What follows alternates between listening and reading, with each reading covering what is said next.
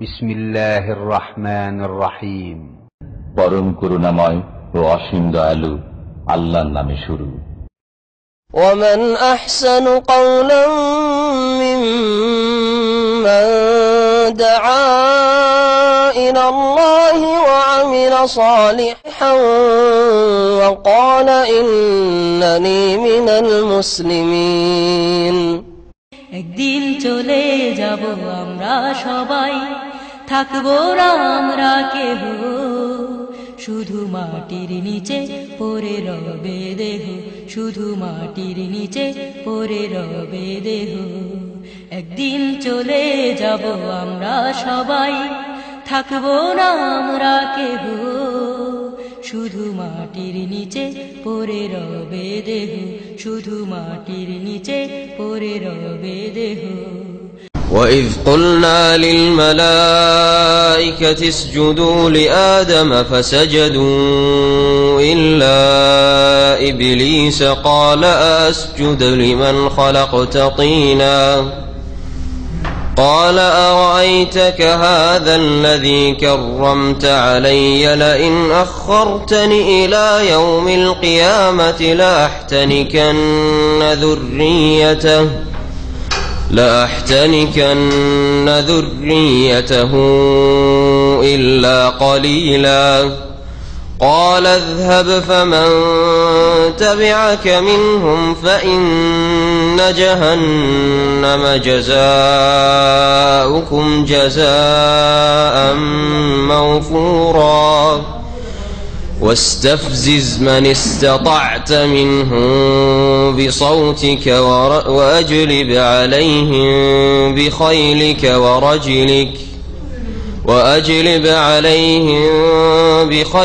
ورجلك وشاركهم في الأموال والأولاد وعدهم وما يعدهم الشيطان إلا غرورا إن عبادي ليس لك عليهم سلطان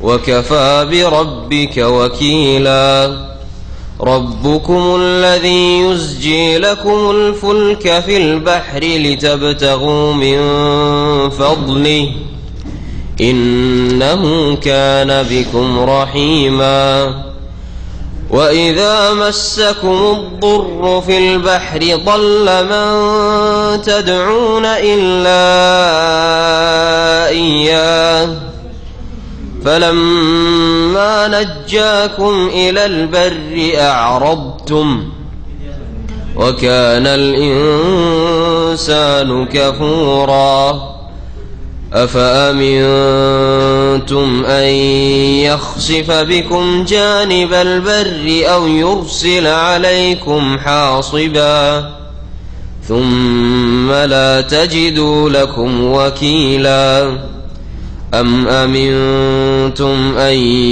يعيدكم فيه تارة أخرى فيرسل عليكم قاصفا من الريح فيغرقكم بما كفرتم ثم لا تجدوا لكم علينا به تبيعا ولقد كرمنا بني آدم وحملناهم في البر والبحر ورزقناهم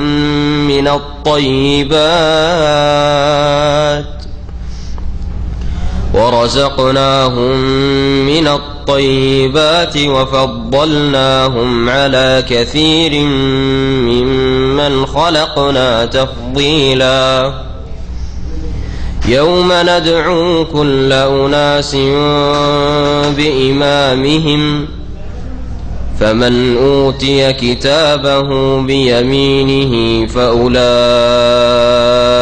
يقرؤون كتابهم ولا يظلمون فتيلا ومن كان في هذه أعمى فهو في الآخرة أعمى وأضل سبيلا وإن كادوا ليفتنونك عن الذي أوحينا إليك لتفتري علينا غيره وإذا لاتخذوك خليلا ولولا أن ثبتناك لقد كدت تركن إليهم شيئا قليلا إذا لأذقناك ضعف الحياة وضعف الممات ثم لا تجد لك علينا نصيرا.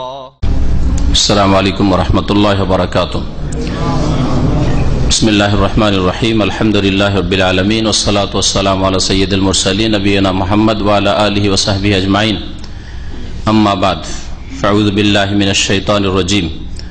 وإذ قلنا للملائكة اسجدوا لآدم فسجدوا إلا إبليس قال أسجد لمن خلقت طينا قال أرأيتك هذا الذي كرمت علي لئن أخرتني إلى يوم القيامة لأحتنكن ذريته إلا قليلا. আল্লাহ পাক রব্বুল আলামিনের যাবতীয় প্রশংসা যে আল্লাহ পাক রব্বুল আলামিন মানুষকে সৃষ্টি করেছেন সবচেয়ে বেশি শ্রেষ্ঠ করে এবং মানুষের শ্রেষ্ঠত্ব প্রমাণ করার জন্য আল্লাহ পাক রব্বুল আলামিন প্রথম মানুষ আদম আলাইহিস সালামকে সৃষ্টি করার পরে সমস্ত মালায়েকাকে সিজদা করার নির্দেশ দিয়েছেন। মানুষের প্রথম শত্রুকে আল্লাহ পাক ইবলিস বলে আখ্যায়িত করেছেন। সালাত এবং সালাম নাযিল করেন মুহাম্মদুর রাসূলুল্লাহ সাল্লাল্লাহু আলাইহি ওয়াসাল্লামের উপর, যিনি মানব জাতির সবচেয়ে শ্রেষ্ঠ মানুষ। আজকে তাফসীর হবে সূরাতুল ইসরা বা সূরা বনী ইসরাইলের আয়াত নম্বর 61 থেকে। আল্লাহ পাক এই আয়াতে এবং এরপরে কয়েকটি আয়াতে আদম আলাইহিস সালামের সৃষ্টি এবং তার সৃষ্টির পরে যে ঘটনা ঘটেছিল, ইবলিসের সাথে মালায়েকাদের সিজদা আর ইবলিসের অস্বীকার, এই বিষয়গুলি উল্লেখ করেছেন। আদম আলাইহিস সালাম সম্পর্কে আল্লাহ পাক কোরআনে কারীমের কয়েকটি সূরায় আয়াত নাযিল করেছেন। সূরা বাকারাতে প্রথম বিস্তারিত এই বিষয়ে আলোচনা আছে, তারপরে সূরাতুল আরাফে সেখানে অনেকটা বিস্তারিত রয়েছে, এমন কিছু বিষয় রয়েছে যেগুলি অন্য সূরায় হয়তো নেই। সেই সূরা আরাফে আদম আলাইহিস সালামের তওবা কবুল হওয়ার দোয়া, রব্বানা যালামনা আনফুসানা ওয়া ইল্লাম তাগফির লানা ওয়া তারহামনা লানাকুনান্না মিনাল খাসিরিন, এই দোয়াটি উল্লেখ হয়েছে। এই দোয়াই তিনি পড়েছিলেন এবং তার স্ত্রী পড়েছিলেন হাওয়া আলাইহিস সালাম, আর আল্লাহ পাক তাদের দোয়া তওবা কবুল করেছিলেন। কারো ওসিলা ধরে নয়, যেমন বিদআতপন্থীরা এরকম ভ্রান্ত ধারণা রাখে জাল কথার ভিত্তিতে। আর এই রকমই আদম আলাইহিস সালামের ঘটনা, তার সৃষ্টির ঘটনা সূরাতুল হিজরে বর্ণিত হয়েছে। তারপরে সূরাতুল ইসরা, এই যে আমরা তাফসীর করব আজকে, এই আয়াতগুলিতে রয়েছে, আর সংক্ষিপ্ত সূরা কাহাফে রয়েছে, যার তাফসীর এর পূর্বে হয়েছে। যারা বিস্তারিত জানতে চান কোরআন কারীম থেকে, এই সূরার আয়াতগুলি তাফসীর সহ পড়ে নিলে যথেষ্ট হবে ইনশাআল্লাহ। আল্লাহ পাক রব্বুল আলামিন ইরশাদ করছেন, ওয়াইজ কুলনা লিল মালাইকা, স্মরণ করো ওই সময়কে যে সময় আমি বলেছিলাম ফেরেশতাগণকে, মালাইকাকে, উসজুদু লি আদম, আদমকে সিজদা করো।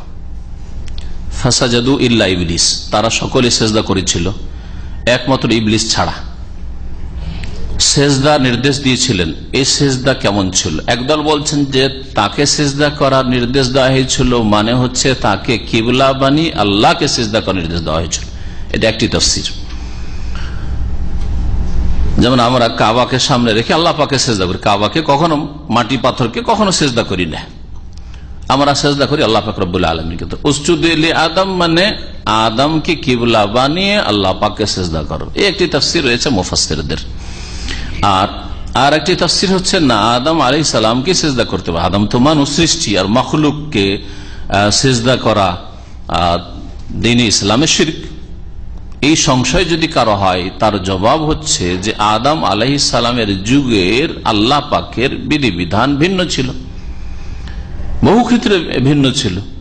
আর রাসূলুল্লাহ সাল্লাল্লাহু আলাইহি ওয়াসাল্লাম শেষ রাসূল যখন মানব জাতির জন্য আসলেন, সমস্ত মানুষের জন্য, তখন বিধিবিধান অনেক পার্থক্য, এমনকি মুসা আলাইহিস সালামের জামানার বিধিবিধান, ঈসা আলাইহিস সালামের জামানার বিধিবিধানের সাথে অনেক ক্ষেত্রে পার্থক্য রয়েছে। দ্বীন ইসলামের বিধিবিধান, হালাল হারামের, জায়েজ না জায়েজের, তারপরে ইবাদত বন্দেগীর নিয়ম কানুন পরিমাণ ইত্যাদিতে। আদম আলাইহিস সালামের ছেলে মেয়েদের বিবাহ হইতো, ভাই বোনের বিবাহ হইতো। এটা কি দিন ইসলামে জায়েজ রয়েছে? কখনো জায়েজ নেই। ওই রকমই আদম আলাইহিস সালামকে সৃষ্টি করে আল্লাহ পাক রব্বুল আলামিন নির্দেশ দিয়েছেন যে আদমকে সিজদা করো। আল্লাহর আদেশটা পালন করাই সেটা ছিল ইবাদত। আদমকে সিজদা করাটাই আল্লাহ পাকের ইবাদত, কারণ ইবাদত মানে আল্লাহ পাকের আদেশ নিষেধ মেনে চলা। আর সেই আল্লাহ পাক রব্বুল আলামিন মানব জাতিকে নির্দেশ দিয়েছেন দিন ইসলামে, কোরআনে কারিমে, রাসূলুল্লাহ সাল্লাল্লাহু আলাইহি ওয়াসাল্লামের মাধ্যমে যে লা তাসজুদু লিশ-শামসি ওয়ালা লিল-কমার, সূর্য চন্দ্র কোনো কিছুকে সিজদা করো না। ওয়াসজুদু লিল্লাহিল্লাযী খালাকাহুন্না, সেই সত্তাকে সিজদা করো যিনি এই সমস্তকে সৃষ্টি করেছেন। এটা হচ্ছে আল্লাহ পাকের নির্দেশ। সুতরাং আল্লাহ পাককে একমাত্র সিজদা করা, সে সম্মানের সিজদায় হোক আর ইবাদতের সিজদা হোক। যেমন আমাদের সে এক শ্রেণী বিদআতপন্থী রয়েছে যারা সিজদাকে দুই ভাগে ভাগ করে, বলছে সিজদায়ে তাজিমি মানে সম্মান সূচক সিজদা, সম্মানের সিজদা আল্লাহ ছাড়া অন্যের জন্য চলবে, এই জন্য পীর ওলি বুজুর্গ আর কবর মাজার সব সিজদা তাদের ধর্ম, এ হচ্ছে শিরকের ধর্ম তাদের। আর ইবাদতের সিজদা চলবে না। এই ভাগ কোন হাদিসে আছে, কোন আয়াতে আছে যে সিজদা দুই ভাগে বিভক্ত? নবী করিম সাল্লাল্লাহু আলাইহি ওয়াসাল্লাম সবচেয়ে শ্রেষ্ঠ মানুষ এই উম্মতের, তাকে সাহাবী সিজদা করতে চেয়েছে না। যদি কোন ব্যক্তিকে অনুমতি দিতাম যে কেউ কাউকে সিজদা করতে পারে, তো নবী করিম সাল্লাল্লাহু আলাইহি ওয়াসাল্লাম আমাতুল মারআত আন তাসজুদা লিজাওজিহা, তার স্ত্রীকে বলতাম যে স্বামীকে সিজদা করো। স্বামীকে যদি সিজদা করে কোন স্ত্রী, তাও শিরক। তাহলে আমি মুহাম্মদ রাসূলুল্লাহ সাল্লাল্লাহু আলাইহি ওয়াসাল্লাম কি করে সিজদা করতে পারব? আল্লাহ ছাড়া কাউকে সিজদা হচ্ছে আল্লাহ পাকের খাস ইবাদত, এবং সিজদার অবস্থায় যত মানুষ আল্লাহ পাকের ইবাদতে লুটিয়ে পড়ে, অবনত হয় আর নিজের মধ্যে বিনয় সৃষ্টি হয়, সেটা অন্য ইবাদতে খুব কমই হয়ে থাকে। সেই ইবাদতে কি করে ভাগ হইতে পারে যে আল্লাহর জন্য চলে, অন্যের জন্য চলে? এই বড় শিরকে আকবার, যাতে মানুষ ইসলাম থেকে বেরিয়ে যায়। কোন মুসলিম যদি আল্লাহ ছাড়া অন্যকে সিজদা করে, সে নবী রসুলকে হোক আর নবী রসুলের কবর হোক, অথবা কোন ফেরেশতাকে হোক, অথবা জিনকে হোক, অথবা কোন মহামানুষকে হোক, যদি সিজদা করি তাহলে সে মুশরিক, বহুত্ববাদী, আর সে বড় কুফরি করলো, সে ইসলাম থেকে বেরিয়ে গেল। আল্লাহ পাক রব্বুল আলামিন তখন যে নির্দেশ দিয়েছেন সেই নির্দেশ পালন করাই আল্লাহ পাকের ইবাদত ছিল। ইবলিসের জন্য ইবাদত ছিল যে আদমকে সিজদা করবে, কারণ সেটাই ছিল আল্লাহ পাকের নির্দেশ। আর এই নির্দেশ অমান্য করেছে, তার মানে আল্লাহ পাকের ইবাদতকে অস্বীকার করেছে, আল্লাহর জাতকে, সত্তাকে অস্বীকার করেনি, আল্লাহ পাকের একত্বকে অস্বীকার করেনি। তারপরে ইবলিস সবচেয়ে বড় অভিশপ্ত। তাহলে বলুন, ইবলিস কিন্তু আল্লাহর সাথে শিরক করেনি, আল্লাহর আদেশ অমান্য করেছে। তাহলে যারা আল্লাহর জাতে বা আল্লাহর সিফাতে, গুণাবলীতে আল্লাহর কাজে শিরক করে, তারা কত বড় ইবলিসের কাজ করে থাকে চিন্তা করুন দেখি। যারা আল্লাহ পাকের ইবাদত বন্দেগী ভাগ করে, কিছু আল্লাহকে দেয়, কিছু মানুষকে দেয়, কোরবানি জবাই করে আল্লাহর জন্য, হজের কোরবানি, হাদিটা কোরবানিটা জবাই করে আল্লাহর জন্য, আর ওরসের জবাইটা গায়রুল্লাহর জন্য, আল্লাহ ছাড়া অন্যের জন্য করে, তারা তাহলে কত বড় অপরাধী। এই শিরক ইবলিসও তো করে নাই, এই শিরক মানুষকে দিয়ে করিয়ে নাই ইবলিস, আর এই জন্য বসে আছে তার সিংহাসন নিয়ে। কিন্তু ইবলিস এই কাজ করেনি। কোন আয়াত দ্বারা প্রমাণ করতে পারবেন না বা হাদিস দ্বারা প্রমাণ করতে পারবেন না যে ইবলিস নাস্তিক ছিল অথবা ইবলিস মুশরিক ছিল। হ্যাঁ, ইবলিস সবকিছু ইসলামের, আল্লাহ পাকের আদেশে সবকিছু অস্বীকার করেছেন না, এই কথাটা মানতে পারবো না, তোমার এই আদেশ মানতে পারবো না। আল্লাহর ইবাদতের একটা ইবাদত অস্বীকার করেছে, যে আদমকে সিজদা করার বিষয়টি, এইটা আমি মানতে পারি না। আসজুদু লিমান খালাকতা তিনা, তাই বলছেন আল্লাহ পাক রব্বুল আলামিন কোরআনের ভাষায় বলছেন ফাসাজাদু ইল্লা ইবলিস, ইবলিস সিজদা করলো না, অস্বীকার করলো। কালা, আল্লাহ পাক রব্বুল আলামিন নির্দেশ দিলেন ফেরেশতাদেরকে সিজদা করার, ইবলিস কেন শামিল হলো কোরআনে কারিমে এই কথা উল্লেখ করা হয়নি, বরং কোরআনে কারিমে সূরা কাহফে উল্লেখ করা হয়েছে কানা মিনাল জিন, সে জিনদের অন্তর্ভুক্ত ছিল, জিন থেকে পয়দা, জিনের প্রজন্ম থেকে ইবলিস। তাহলে আবার ফেরেশতাদেরকে, মালায়েকাকে সিজদা নির্দেশ দেওয়া হলো, ইবলিস কি করে ওই আদেশে শামিল হলো, এই বিষয়টিকে কোরআনে কারিমে কোথাও স্পষ্ট করা হয়নি, রাসূলুল্লাহ সাল্লাল্লাহু আলাইহি ওয়াসাল্লামের কোন হাদিসে স্পষ্ট করা হয়নি। উলামায়ে কেরামদের মত হচ্ছে যে সে তার নেক ইবাদত বন্দেগী দিয়ে থাকতো, আর তখন জিনেরা ওপর দিকে যেতে পারতো, আসমানে যেতে পারতো, ফেরেশতাদের সাথে চলাফেরা করতো, উঠা বসা করতো। যদি জিন আগুনের তৈরি আর ফেরেশতা নূরের তৈরি, যাতায়াত করতো। আল্লাহ পাক যখন নির্দেশ দিলে যে ইবলিস তুমি এদের সাথে থাকো, তোমাকে এই নির্দেশ শামিল, সুতরাং তুমিও সিজদা করো, যে না আমি তো সিজদা করবো না, ফেরেশতারা করুক, আমি করবো না। এর বেশি এই সম্পর্কে কিছু জানা যায় না কোরআন এবং হাদিস থেকে, আল্লাহু আলাম। ইবলিস বলল, কাল আসজুদু লিমান খালাকতা তিনা, আমি কি এমন ব্যক্তিকে সিজদা করব যাকে তুমি কাদামাটি দিয়ে তৈরি করেছো। তিন মানে হচ্ছে রসাল মাটি, কাদামাটি, কাদামাটি দিয়ে তৈরি করেছো। একটা বিশেষ স্তরের কথা বলা হয়েছে, আদম আলাইহিস সালামের সৃষ্টির বিভিন্ন স্তরের কথা কোরআন কারীমে আল্লাহ পাক উল্লেখ করেছেন। কালা আর আয়াতাকা হাযাল্লাযী কাররামতা আলাইহি, অস্বীকার করলো, অহংকার করলো, আবা ওয়াস্তাকবারা ওয়া কানা মিনাল কাফিরিন, আল্লাহ বলছেন সে কাফের হয়ে গেল। একটা আদেশ অমান্য করার জন্য কাফের হয়ে গেল ইবলিস। তাহলে দ্বীন ইসলামের সবকিছু পালন করে কেউ যদি হজকে অস্বীকার করে তো কাফের হবে না, হবে না? হ্যাঁ, কেউ যদি কোরবানিকে অস্বীকার করে যে এত পশু মেরে লাভটা কি, তাহলে কাফের হবে না, হবে না? আল্লাহ পাক রব্বুল আলামিন বলছেন যে ইবলিস বলল, কালা আর আইতাকা, হে আল্লাহ আপনি বলুন তো, হাযাল্লাযী কাররামতা আলাইহি, এই ব্যক্তি যাকে তুমি আমার উপর শ্রেষ্ঠত্ব দিয়ে দিয়েছো, আমার উপর সম্মানিত, আমাকে বলছো একে সিজদা করো, কাররামতা আলাইহি, আপনি বলুন তো। এইভাবে আল্লাহকে সম্বোধন করছে ইবলিস। লাইন আখারতানি ইলা ইয়াউমিল কিয়ামা, একে সম্মান দিয়ে দিলে আর আমি আপনার এই আদেশটা মানলাম না, সিজদা করলাম না, সেই জন্য আমাকে বিতাড়িত করে দিলে তোমার রহমত থেকে, তাহলে আমি তোমার কাছে একটা দরখাস্ত করছি, আমাকে অবসর দাও। অন্য আয়াতে রয়েছে আনজিরনি ইলা ইয়াউমি ইউবাসুন, কিয়ামত পর্যন্ত আমাকে অবসর দাও, মানে আমি বেঁচে থাকি আর আমি নেতৃত্ব দিতে পারি, আমার দাপট চলে, আর আমি যাতে করে এই আদম সন্তানকে যুগে যুগে পথভ্রষ্ট করতে পারি, যাকে যেই রকম পাপ দিয়ে পারি, যাকে শিরক দিয়ে ধ্বংস করতে পেরেছে, চিরকালে জাহান্নামে বানাইতে পেরেছে, অথবা নাস্তিকতা দিয়ে, কুফরি দিয়ে, তার অন্য অন্য পাপের প্রয়োজনই নেই, যদিও তারা অন্য অন্য পাপে লিপ্ত, কারণ বড় অপরাধ করিয়ে দিতে পেরেছে। যাকে দিয়ে শিরক করাতে পারে না, সহি আকীদার ভাইরা অনেকে আছেন, কুফরি করাতে পারেন না, বিদআত করাতে পারেন না, বিদআত দিয়ে অনেককে গুমরাহ করেছে ধর্মের নামে, এগুলো করাইতে পারলো না, তখন ওর মধ্যে হিংসা, বিদ্বেষ, শত্রুতা, কলহ, ফাটল, অনৈক্য, এইসব ফিতনা দিয়ে তাদের ঈমান আমলকে ধ্বংস করেছে, তাদেরকে জাহান্নামের রাস্তায় নিয়ে গেছে। ইবলিসের এক এক মানুষের ক্ষেত্রে এক এক অস্ত্র, কাউকে ইবাদতের ক্ষেত্রে পারেনি, আখলাকের চরিত্রের ক্ষেত্রে চরিত্র তার খারাপ, তা দিয়ে তাকে সর্বনাশ করেছে। ইবলিস বলল, লাইন আখারতানি ইলা ইয়াউমিল কিয়ামা, হে আল্লাহ আমাকে যদি তুমি ছাড় দিয়ে দাও, অবসর দিয়ে দাও কিয়ামত পর্যন্ত, লা আহতানিকান্না যুররিয়াতাহু ইল্লা কালিলা, তাহলে আদমের বংশধরকে, আদমের সন্তানদেরকে, মানে বংশধরকে, মানে প্রত্যেক মানুষকে অল্প কিছু ছাড়া, ইল্লা কালিল, অল্প কিছু লোক ছাড়া সমস্ত আদম সন্তানকে আমি শিকড় থেকে কেটে ফেলবো, শিকড় থেকে উঠিয়ে ফেলবো। লা আহতানিকান্নার শাব্দিক অর্থ এটা, তার মানে তাদেরকে উচ্ছেদ করে দেব, তাদেরকে সবগুলিকে পথভ্রষ্ট করে দেব, তাদের উপর আমি আধিপত্য কায়েম করব, যে কোনো ভাব অর্থের ভাষা আপনি বলতে পারেন, সবগুলির আমি প্রভাব বিস্তার করব, সবগুলিকে আমার আয়ত্তে নিয়ে নেব। লা আহতানিকান্না যুররিয়াতাহু, অল্প কিছু ছাড়া, ইল্লা কালিলা, অল্প কিছু ছাড়া সবগুলিকে আমার আয়ত্তে নিয়ে নেব। আর তাই করেছে ইবলিস শয়তান। আল্লাহ পাক বলেন, ইযহাব, যাও যাও, ফামান তাবিআকা মিনহুম, এই ঘোষণা আমি করে দিলাম, এই মানব জাতির মধ্য থেকে, আদম সন্তানদের মধ্য থেকে যে তোমার অনুসরণ করবে, তোমাকে ফলো করবে, লা ফাইন্না জাহান্নামা, জেনে রাখুক, সেই মানুষ জেনে রাখুক, ফাইন্না জাহান্নামা জাযাউকুম জাযা মাওফুরা, যে নিঃসন্দেহে জাহান্নাম হচ্ছে তোমাদের প্রতিদান, জাযা মাওফুরা, পূর্ণ মাত্রায়, পূর্ণ মাত্রায় বদলা হচ্ছে তোমাদের বদলা, অর্থাৎ জিনদের মধ্য থেকে ইবলিস তোমার এবং তোমার অনুসারী যতগুলি হবে আদম সন্তান থেকে, সবগুলির পূর্ণ মাত্রায় বদলা প্রতিদান হচ্ছে জাহান্নাম। আল্লাহ পাক ঘোষণা করে দিলেন, ছাড়ও দিলেন। আর আল্লাহ পাকের কাছে যখন ছাড় চাইল ইবলিস, আল্লাহ পাক আরো বলে, ওয়াস্তাফজিজ মান ইসতাতা মিনহুম বিসাউতিকা ওয়া আজলিব আলাইহিম বিখাইলিকা ওয়া রাজিলিক।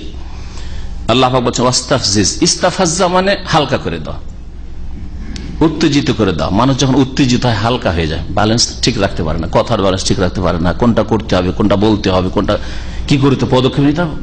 এই জন্য মানুষ যখন রাগান্বিত হয়ে যায় খুব হালকা হয়ে যায়।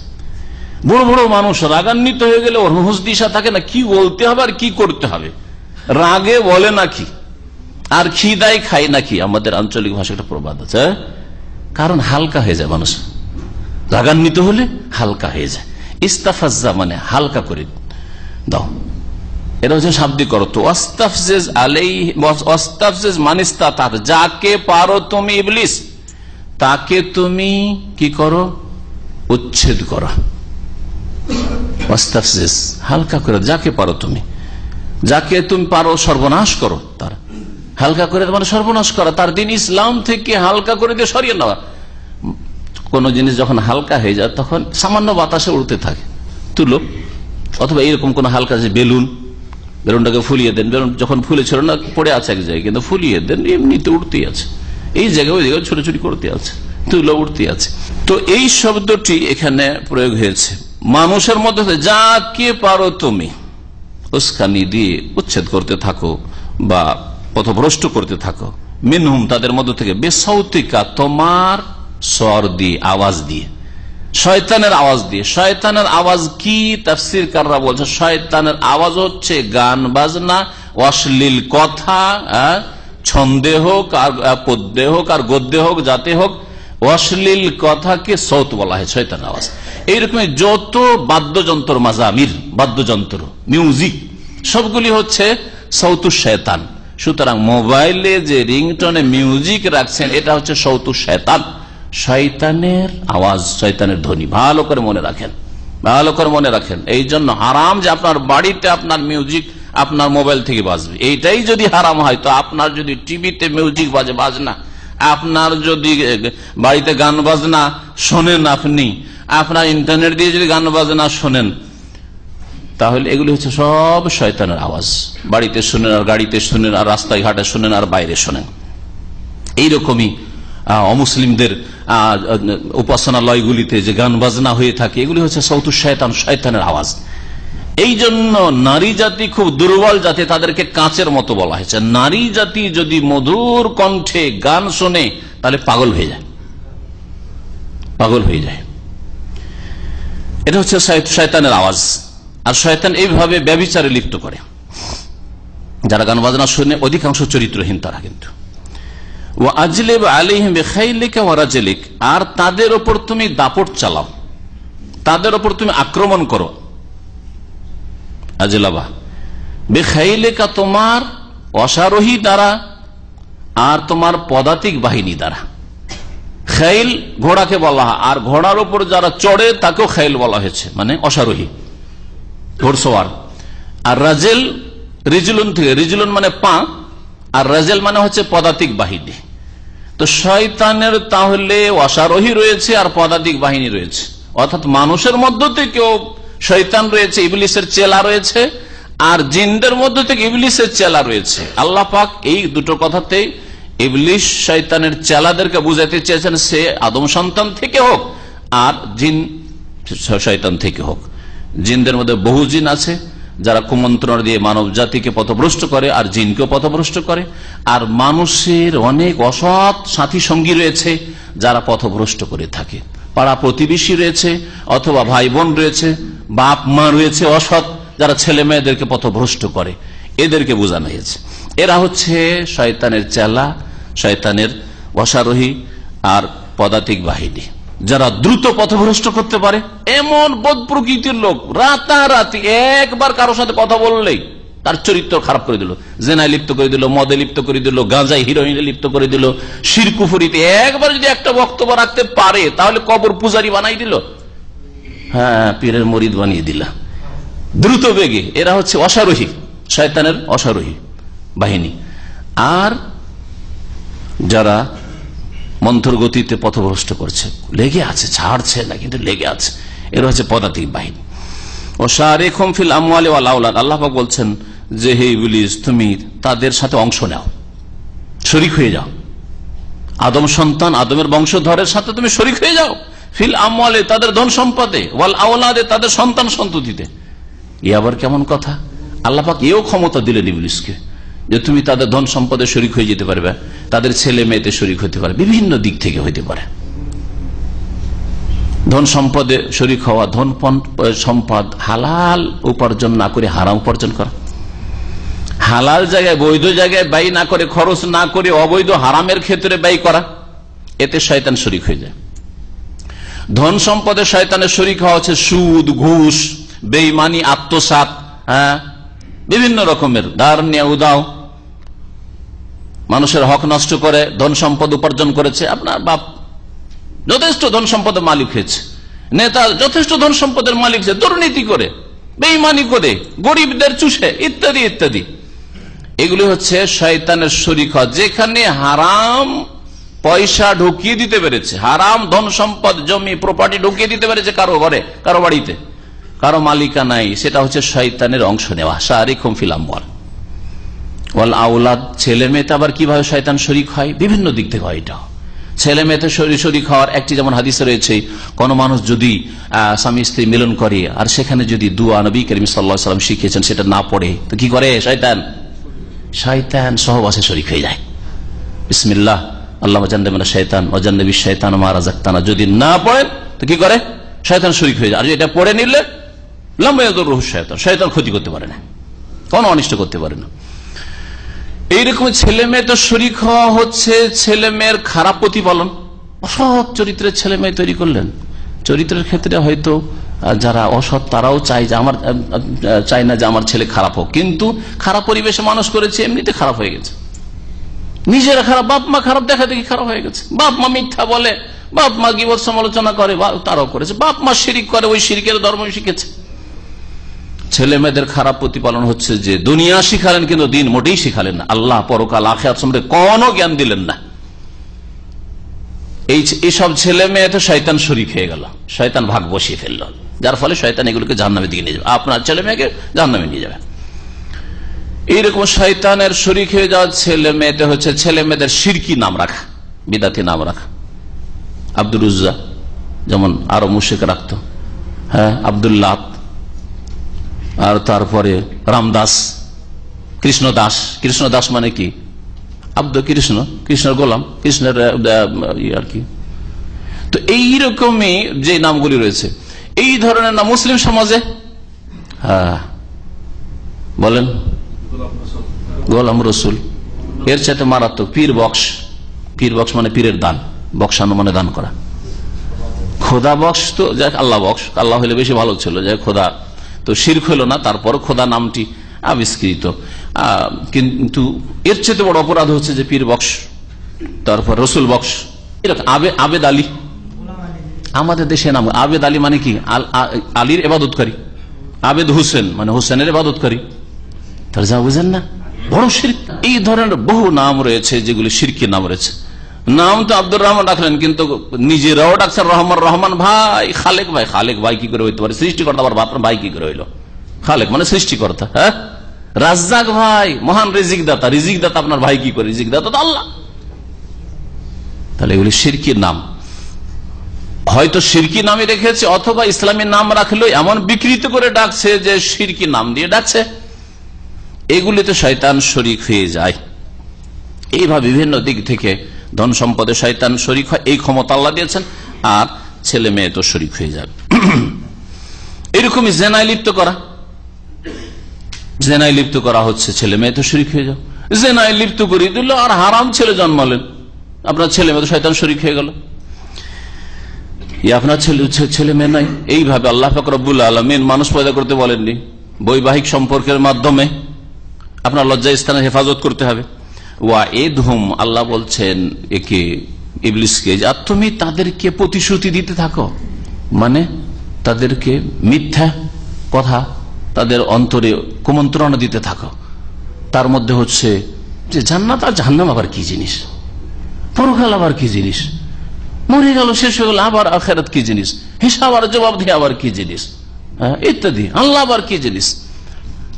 মুসলিম ছেলে কলেজ ইউনিভার্সিটি পড়ে আর এক মুসলিম ছেলে নামাজ পড়ে, তাকে বলছে, আর যে নামাজি ছেলে সে আমাকে বলছে এখনো তুমি এইসব কাজ করো, এখনো তুমি নামাজ পড়ার এইসব বিশ্বাস রাখো, এখনো মনে করো যে মরণ পরে আবার উঠতে হবে হিসাব দিতে, এইসব কথা বিশ্বাস করো।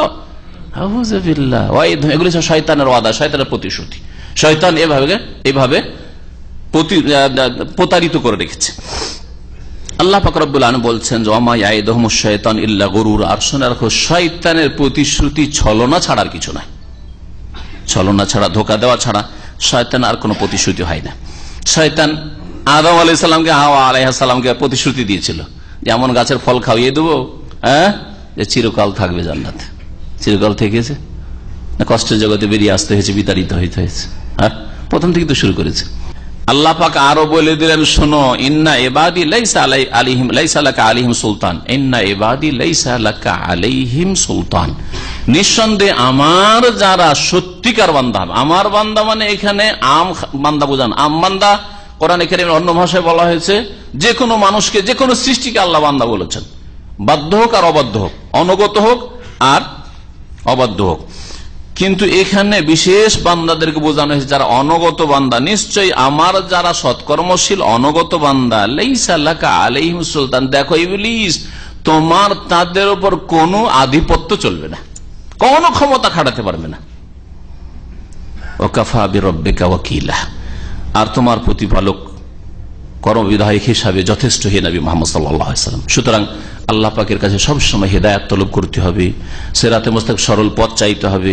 আল্লাহ পাক রব্বুল আলামিনের কাছে শয়তানের সমস্ত রকমের অনিষ্ট থেকে আশ্রয় কামনা করতে হবে, কারণ আল্লাহ পাক হচ্ছেন ওকিল, কর্মবিধায়ক, সবকিছু সম্পাদন করে আল্লাহ পাক রব্বুল আলামিন। রব্বুকুমুল্লাযী ইউসজি লাকুমুল ফুলক, যেমন দুয়াতে চাইতে হবে, মনে রাখেন, তেমনি কাজে কর্মে চাইতে হবে, মন থেকে চাইতে হবে। শুধু দোয়া করছেন, হুজুর দোয়া করবেন, শেখ দোয়া করবেন, আর আপনার কর্ম নেই, যথেষ্ট নাই। দোয়াও আপনি করবেন আর অন্য জীবিতের কাছে দোয়া চাইবেন, আর তার সাথে সাথে সেই অনুযায়ী কর্ম করবেন, যে যার জন্য দোয়া করতে বলছেন সেই অনুযায়ী কর্ম করবেন, তাহলে শয়তান আধিপত্য খাটাতে পারবেন না। আল্লাহ পাক তারপরে বলছেন আল্লাহ পাকের একত্ব সম্পর্কে, তোমাদের প্রতিপালক সেই সত্তা আল্লাযী ইউসজি লাকুমুল ফুলক, তোমাদের জন্য পরিচালিত করেন জলজাহাজকে, পানি জাহাজকে, আল ফুলক, পানি জাহাজকে আল্লাহ পাক পরিচালিত করে, ফিল বাহরে, সমুদ্রে, সমুদ্রে মানে সমুদ্রে হোক আর নদীতে হোক, যেখানে হোক, লিতাবতাগু মিন ফাদলি, কেন আল্লাহ পাক রব্বুল আলামিন এই ক্ষমতা দিয়েছেন এবং এই বৈশিষ্ট্য দিয়েছে, এইভাবে পানিকে সৃষ্টি করেছেন যে পানির ওপর ভাসমান অবস্থা, এত ভারী ভারী বড় বড় জাহাজ, আর তাতে কত মানুষ, আর তাদের মানুষের সামগ্রী সব নিয়ে এক জায়গা থেকে আরেক জায়গায়, এক দেশ থেকে আরেক দেশ, কোনখান থেকে কোনখানে পৌঁছেছেন আর পৌঁছাচ্ছেন। লিতাবতাগু মিন ফাদলিহি, আল্লাহ পাক এই ক্ষমতা তোমাদেরকে দিয়েছেন এবং এই নিয়ামত দিয়েছেন যাতে করে তার অনুগ্রহ সন্ধান করো, রুজি তলাশ করে। এর মাধ্যমে কত লোকের রুজি যে লেগে আছে, কেউ চাকরি করছে, কেউ মালিকানা করছে, কেউ ব্যবসা করছে, কেউ আমদানি করছে, কেউ রফতানি করছে। ইন্নাহু কানা বিকুম রাহিমা, নিঃসন্দেহে আল্লাহ পাক রব্বুল আলামিন মানব জাতির উপর বড় দয়ালু। দুনিয়ায় আল্লাহ পাক সকল মানুষ বড় দয়ালু, এজন্য সকলকে আল্লাহ পাক রিজিক দিচ্ছেন, আর আখিরাতে আল্লাহ পাক মুমিনদের উপর রহিম, রহমান, আর সেখানে কাফির আল্লাহ পাকের রহমত থেকে বঞ্চিত হবে, যারা আল্লাহ পাককে অস্বীকার করেছে, আল্লাহর দ্বীনকে অস্বীকার করেছে। ওয়া ইযা মাসসাকুমুদ দুররু ফিল বাহর, কাফের মুশরিকদের বদ চরিত্র আল্লাহ পাক উল্লেখ করেছেন। আল্লাহ এত বড় নিয়ামত দিলেন যে তোমাদেরকে সমুদ্র পথে, পানি পথে এক জায়গা থেকে এক জায়গায় যাওয়ার শক্তি দিয়েছেন, রুজি তলাশ করার ক্ষমতা দিয়েছেন। আরবরা ভারতে যেত ব্যবসা বাণিজ্যের জন্য, চিটাগাং যেত ব্যবসা বাণিজ্যের জন্য, তারপরে চলে যেত আফ্রিকা যেত লোহিত সাগর পার করে, এইসব সফর তারা করত। কিন্তু তারা কিরকম শিরক করত, তাদের শিরকের ধরনটা এরকম ছিল যে যখন সুখে থাকতো তখন শিরক করত, আর দুঃখে পড়লে আল্লাহকে ডাকত। আর এর বিপরীত মুসলিম সমাজের শিরকারীরা এর একেবারে বিপরীত, মানে এদের শিরক আরো মারাত্মক। সুখে থাকলে শিরক করে, পাপ করে, স্বাভাবিক মানুষের প্রকৃতি দেয়, সুখ হইলে আল্লাহকে ভুলে যায়, কাফের মুশরিকরা এরকম করতো। আর দুঃখ পড়লে এক আল্লাহকে ডাকতো, দেবদেবী ভুলে যেত তারা। আর আজকালকার মুশরিকরা কি করে, যখন সুখে থাকে তখন আল্লাহকে ডাকে। সুখে আছে, ছেলে মেয়ে পাচ্ছে, নিয়ামত পাচ্ছে, খাচ্ছে, দাচ্ছে, টাকার অভাব নাই, চাকরির অভাব নাই, পয়সার অভাব নাই, তখন আল্লাহকে ডাকে, তাই না? আর যখন দেখছে ছেলে মেয়ে হয় না, রোগ ভালো হয় না, কিছুদিন ডাক্তার চিকিৎসা করালো, না হইল না, 10 বছর 15 বছরে যাচ্ছে, ছেলে মেয়ে হয় না, রোগ ভালো হচ্ছে না, তখন কি করে? আল্লাহকে বাদে আল্লাহ হাত দিতে পারলো না, আল্লাহ দিতে পারে, এখন কে দিবে? ওই আল কাদের দিতে পারলেন না, আব্দুল কাদের দিবে, এখন জিলানি দেবে, বুঝলেন না? যিনি আল কাদের, সর্বশক্তিমান, তিনি দিতে পারলেন না তাদের কাছে, এখন আব্দুল কাদের জিলানী দেবে। যিনি আল্লাহ পাক রব্বুল আলামিন খালেক রাজিক, তিনি দিতে পারলেন না, এখন মঈনুদ্দিন দেবে, চিশতি দেবে, শাহজালাল দেবে, তাদের কাছে চলে যায়। তাহলে এদের শিরকটা আরো মারাত্মক। আরো মুশরিকদের শিরক থেকে জঘন্য শিরক হচ্ছে আজকালকার জামানার শিরক, এই একটা দিক থেকে। জি, আরো দিক রয়েছে যেগুলি সময় স্বল্পতার জন্য এখানে পেশ করলাম না, তাওহীদের আলোচনাগুলিতে সেগুলি পাবেন। আল্লাহ পাক বলেন ওয়াইজা মাসসাকুমুদ-দুররু ফিল বাহরে, সমুদ্র পথে, পানি পথে তোমাদের যখন অনিষ্ট স্পর্শ করে, মানে কষ্টে পড়ো, ঘূর্ণিঝড়, আর মনে হচ্ছে যে জাহাজ ধ্বংস হয়ে যাবে, আমরা ডুবে সব ধ্বংস হয়ে যাব, মরে যাব, এক আল্লাহ ছাড়া যাদেরকে তোমরা আহ্বান করতে, লাত, উজ্জা, হুবাল, মানাত, রামকৃষ্ণ, এইসব কি হতো, দাল্লা, উধাও হয়ে যেত তোমাদের মগজ থেকে। দাল্লা মান তাদুন, যাদেরকে তোমরা আহ্বান করতে, ডাকতে, তারা কি হয়ে যেত, তোমাদের থেকে অস্পষ্ট হয়ে অদৃশ্য হয়ে যেত, তাদের কথা আর খেয়াল থাকতো না, একমাত্র আল্লাহ, ইল্লা ইয়াহু, এক আল্লাহকে ডাকতো। অন্য আয়াতে আল্লাহ বলছেন দাউল্লাহ মুখলিসিন লাহুদ্দিন, একমাত্র আল্লাহর জন্য আনুগত্যকে নিখুঁত করে ডাকতো। ফালাম্মা নাজ্জাকুম ইলাল বার, অতঃপর যখন আল্লাহ পাক তোমাদেরকে মুক্তি দিতেন, উদ্ধার করতেন, ইলাল বার, স্থলে ভিড়িয়ে, বার স্থলে ভিড়িয়ে দিলেন, জাহাজটা গিয়ে, নৌকোটা গিয়ে স্থলে লেগে গেল, পানির বিপদ থেকে, ঘূর্ণিঝড় উঠেছিল, তুফান উঠেছিল, বেঁচে গেলাম। আর আজ তখন তোমরা বিমুখ হয়ে যাও,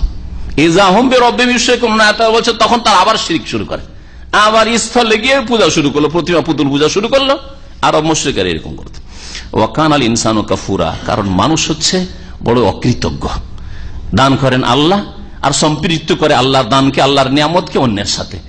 ছেলে মেয়ে দিলেন আল্লাহ, রোগ ভালো করলেন আল্লাহ, আর সম্পৃক্ত করে যে গৌসুল আজম দিয়েছেন, খাজা বাবা দিয়েছেন, গরিবের নওয়াজ দিয়েছেন, দস্তগীর দিয়েছেন, অমুক দিয়েছেন, তমুক দিয়েছেন। বড়ই ইনসান, মানুষ অকৃতজ্ঞ। আল্লাহ পাক বলছেন, আচ্ছা শোনো, একবার না হয় সমুদ্র থেকে পার হয়ে গেলে আর সমুদ্রে যাবে না নাকি? আর সমুদ্র থেকে পার হয়ে গেলে তারপর স্থলে কি আল্লাহ ধসাইতে পারবেন, ধ্বংস করতে পারবেন না নাকি?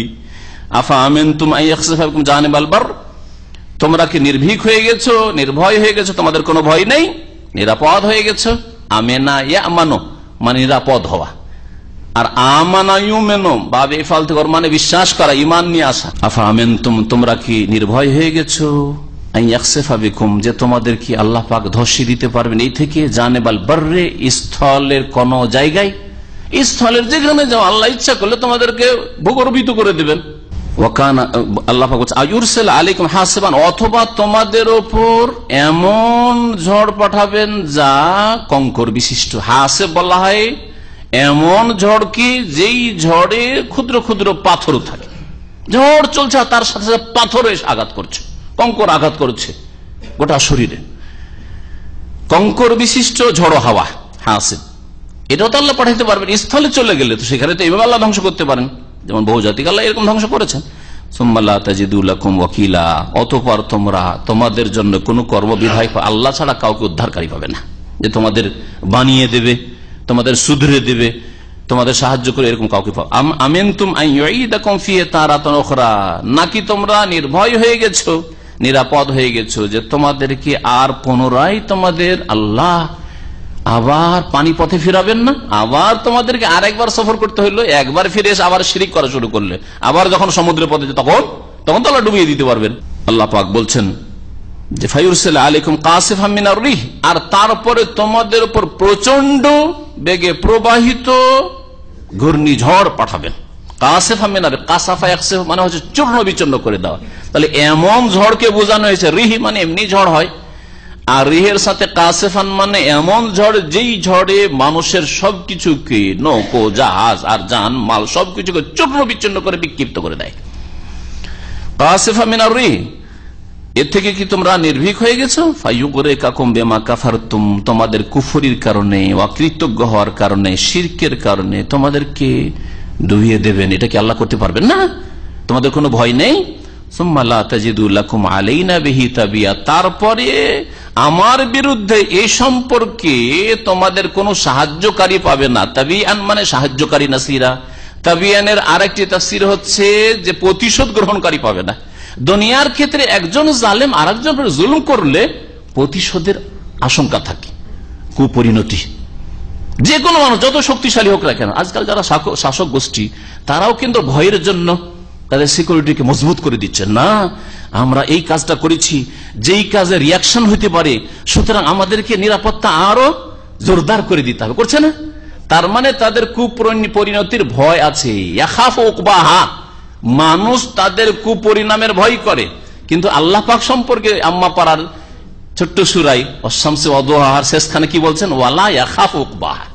আল্লাহ পাক কুপরিণতি কি হবে এই জাতিকে ধ্বংস করে দিয়ে, পৃথিবী ধ্বংস করে, এইরকম কোন ভয় করেন না আল্লাহ পাক রব্বুল আলামিন, এরকম কোন ভয় করেন আল্লাহ পাক। তাই বলছেন যে তোমাদেরকে যদি আমি এরকম করে ধ্বংস করে দিই তো কে তোমাদের সাহায্য করবে আর কে প্রতিশোধ নেবে? প্রতিশোধ নেওয়ার আছে?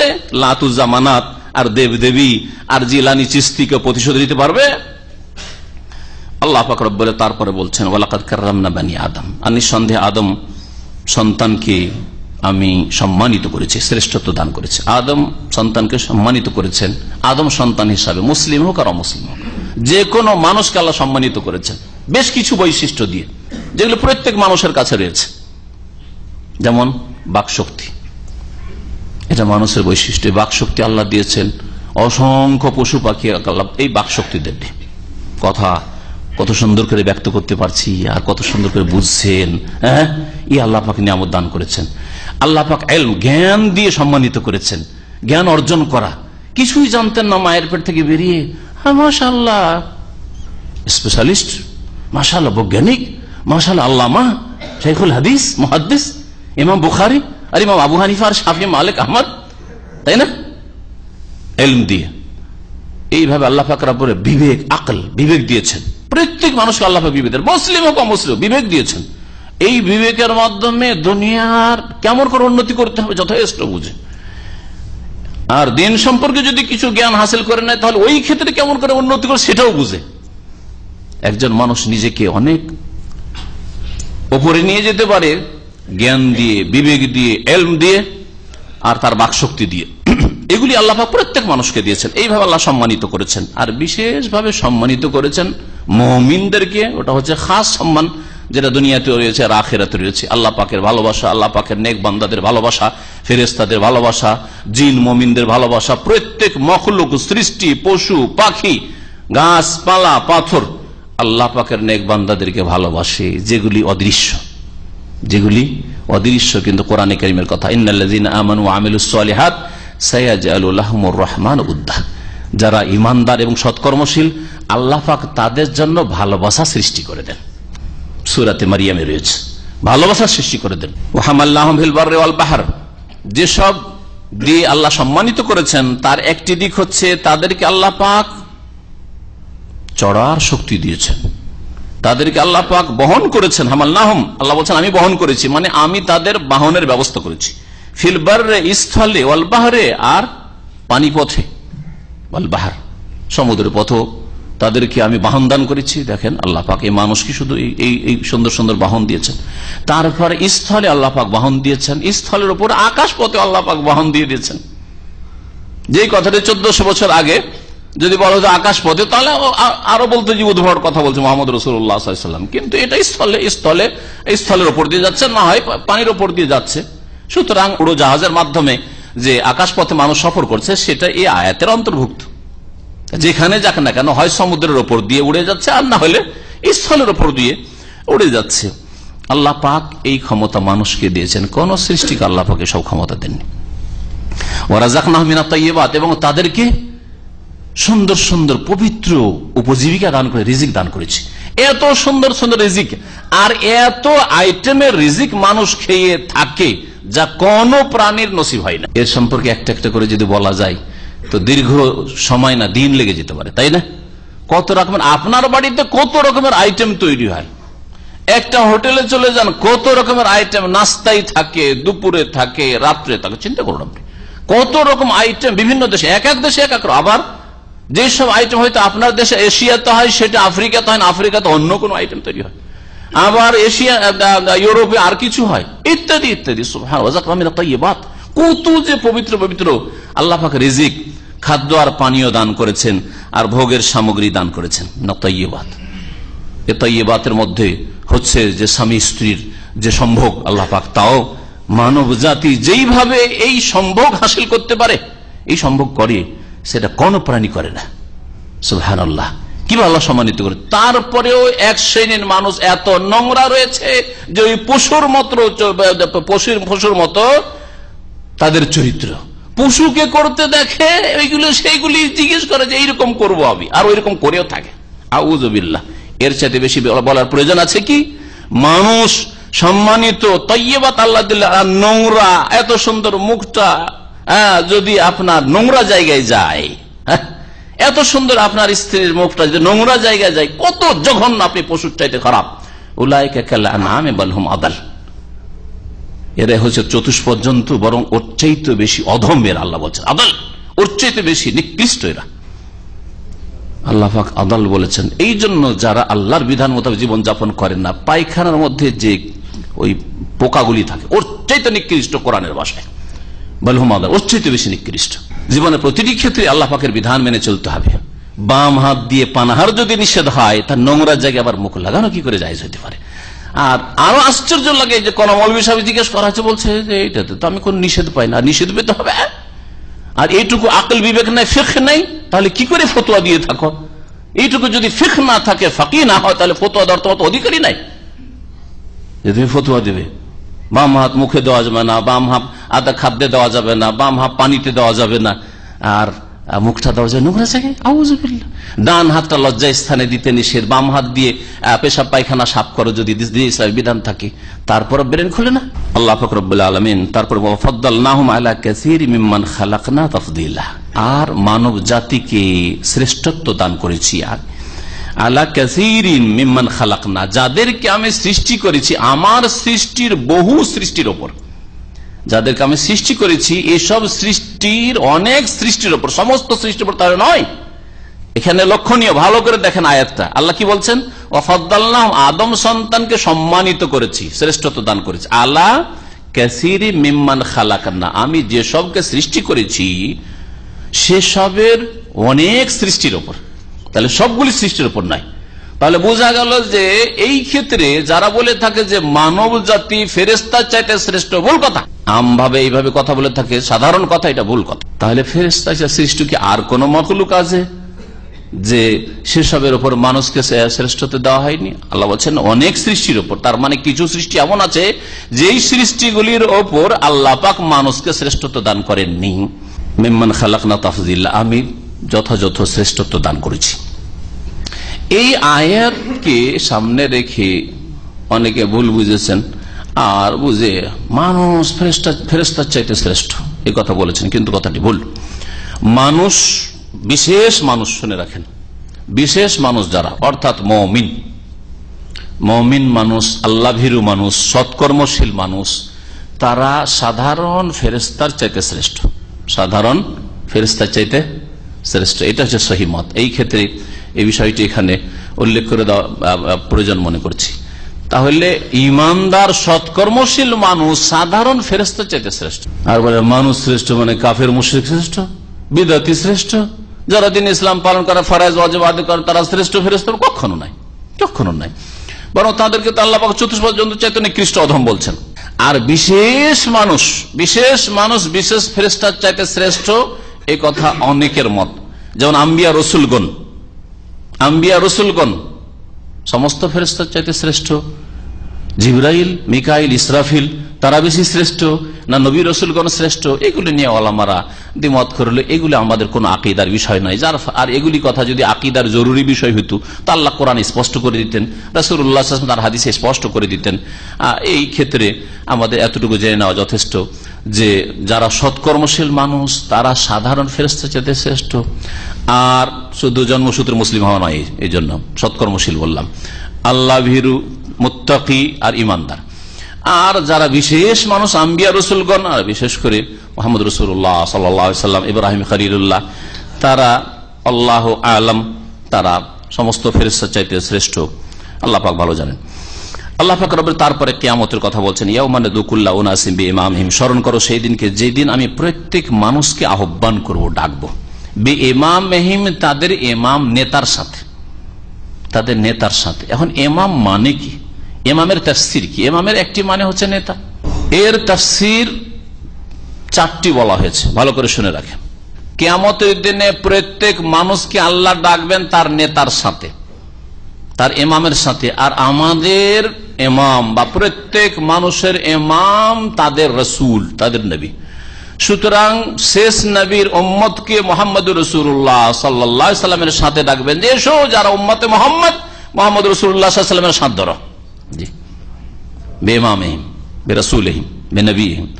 মুসা আলাইহিস সালামের যারা অনুসারী, সত্যিকার অনুসারী, ইহুদিরা নাই যারা ধর্মকে বিকৃত করেছে, খ্রিস্টানরা নয় যারা ঈসা আলাইহিস সালামের তাওহীদকে তৃতীয়বাদে আর শিরকে লিপ্ত করেছে আর শিরকে রূপান্তরিত করেছে, তারা নাই।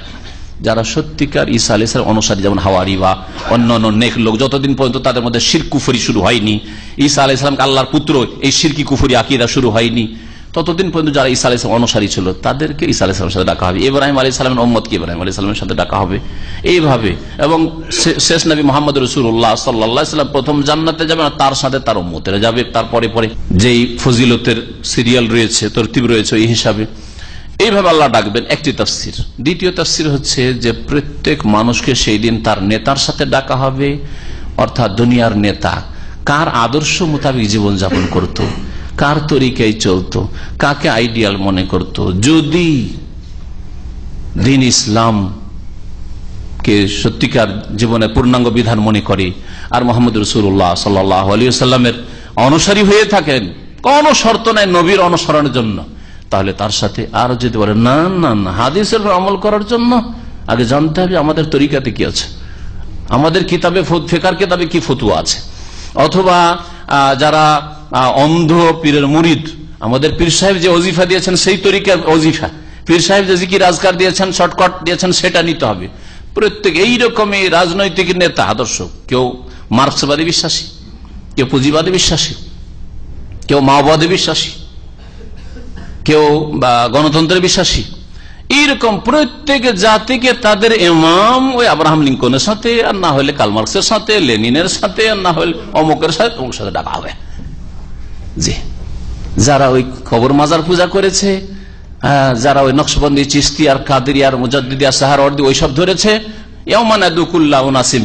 তাদের নেতাদের সাথে, ধর্মীয় নেতা হোক অথবা দুনিয়ার নেতা যাদেরকে আদর্শ মনে করতে, আর তার জন্য সমস্ত পরিশ্রম মেহনত ব্যয় করেছে, বিদ্যা বুদ্ধি সবকিছু ব্যয় করেছে ওই পথে, ওদের সাথে উঠানো হবে।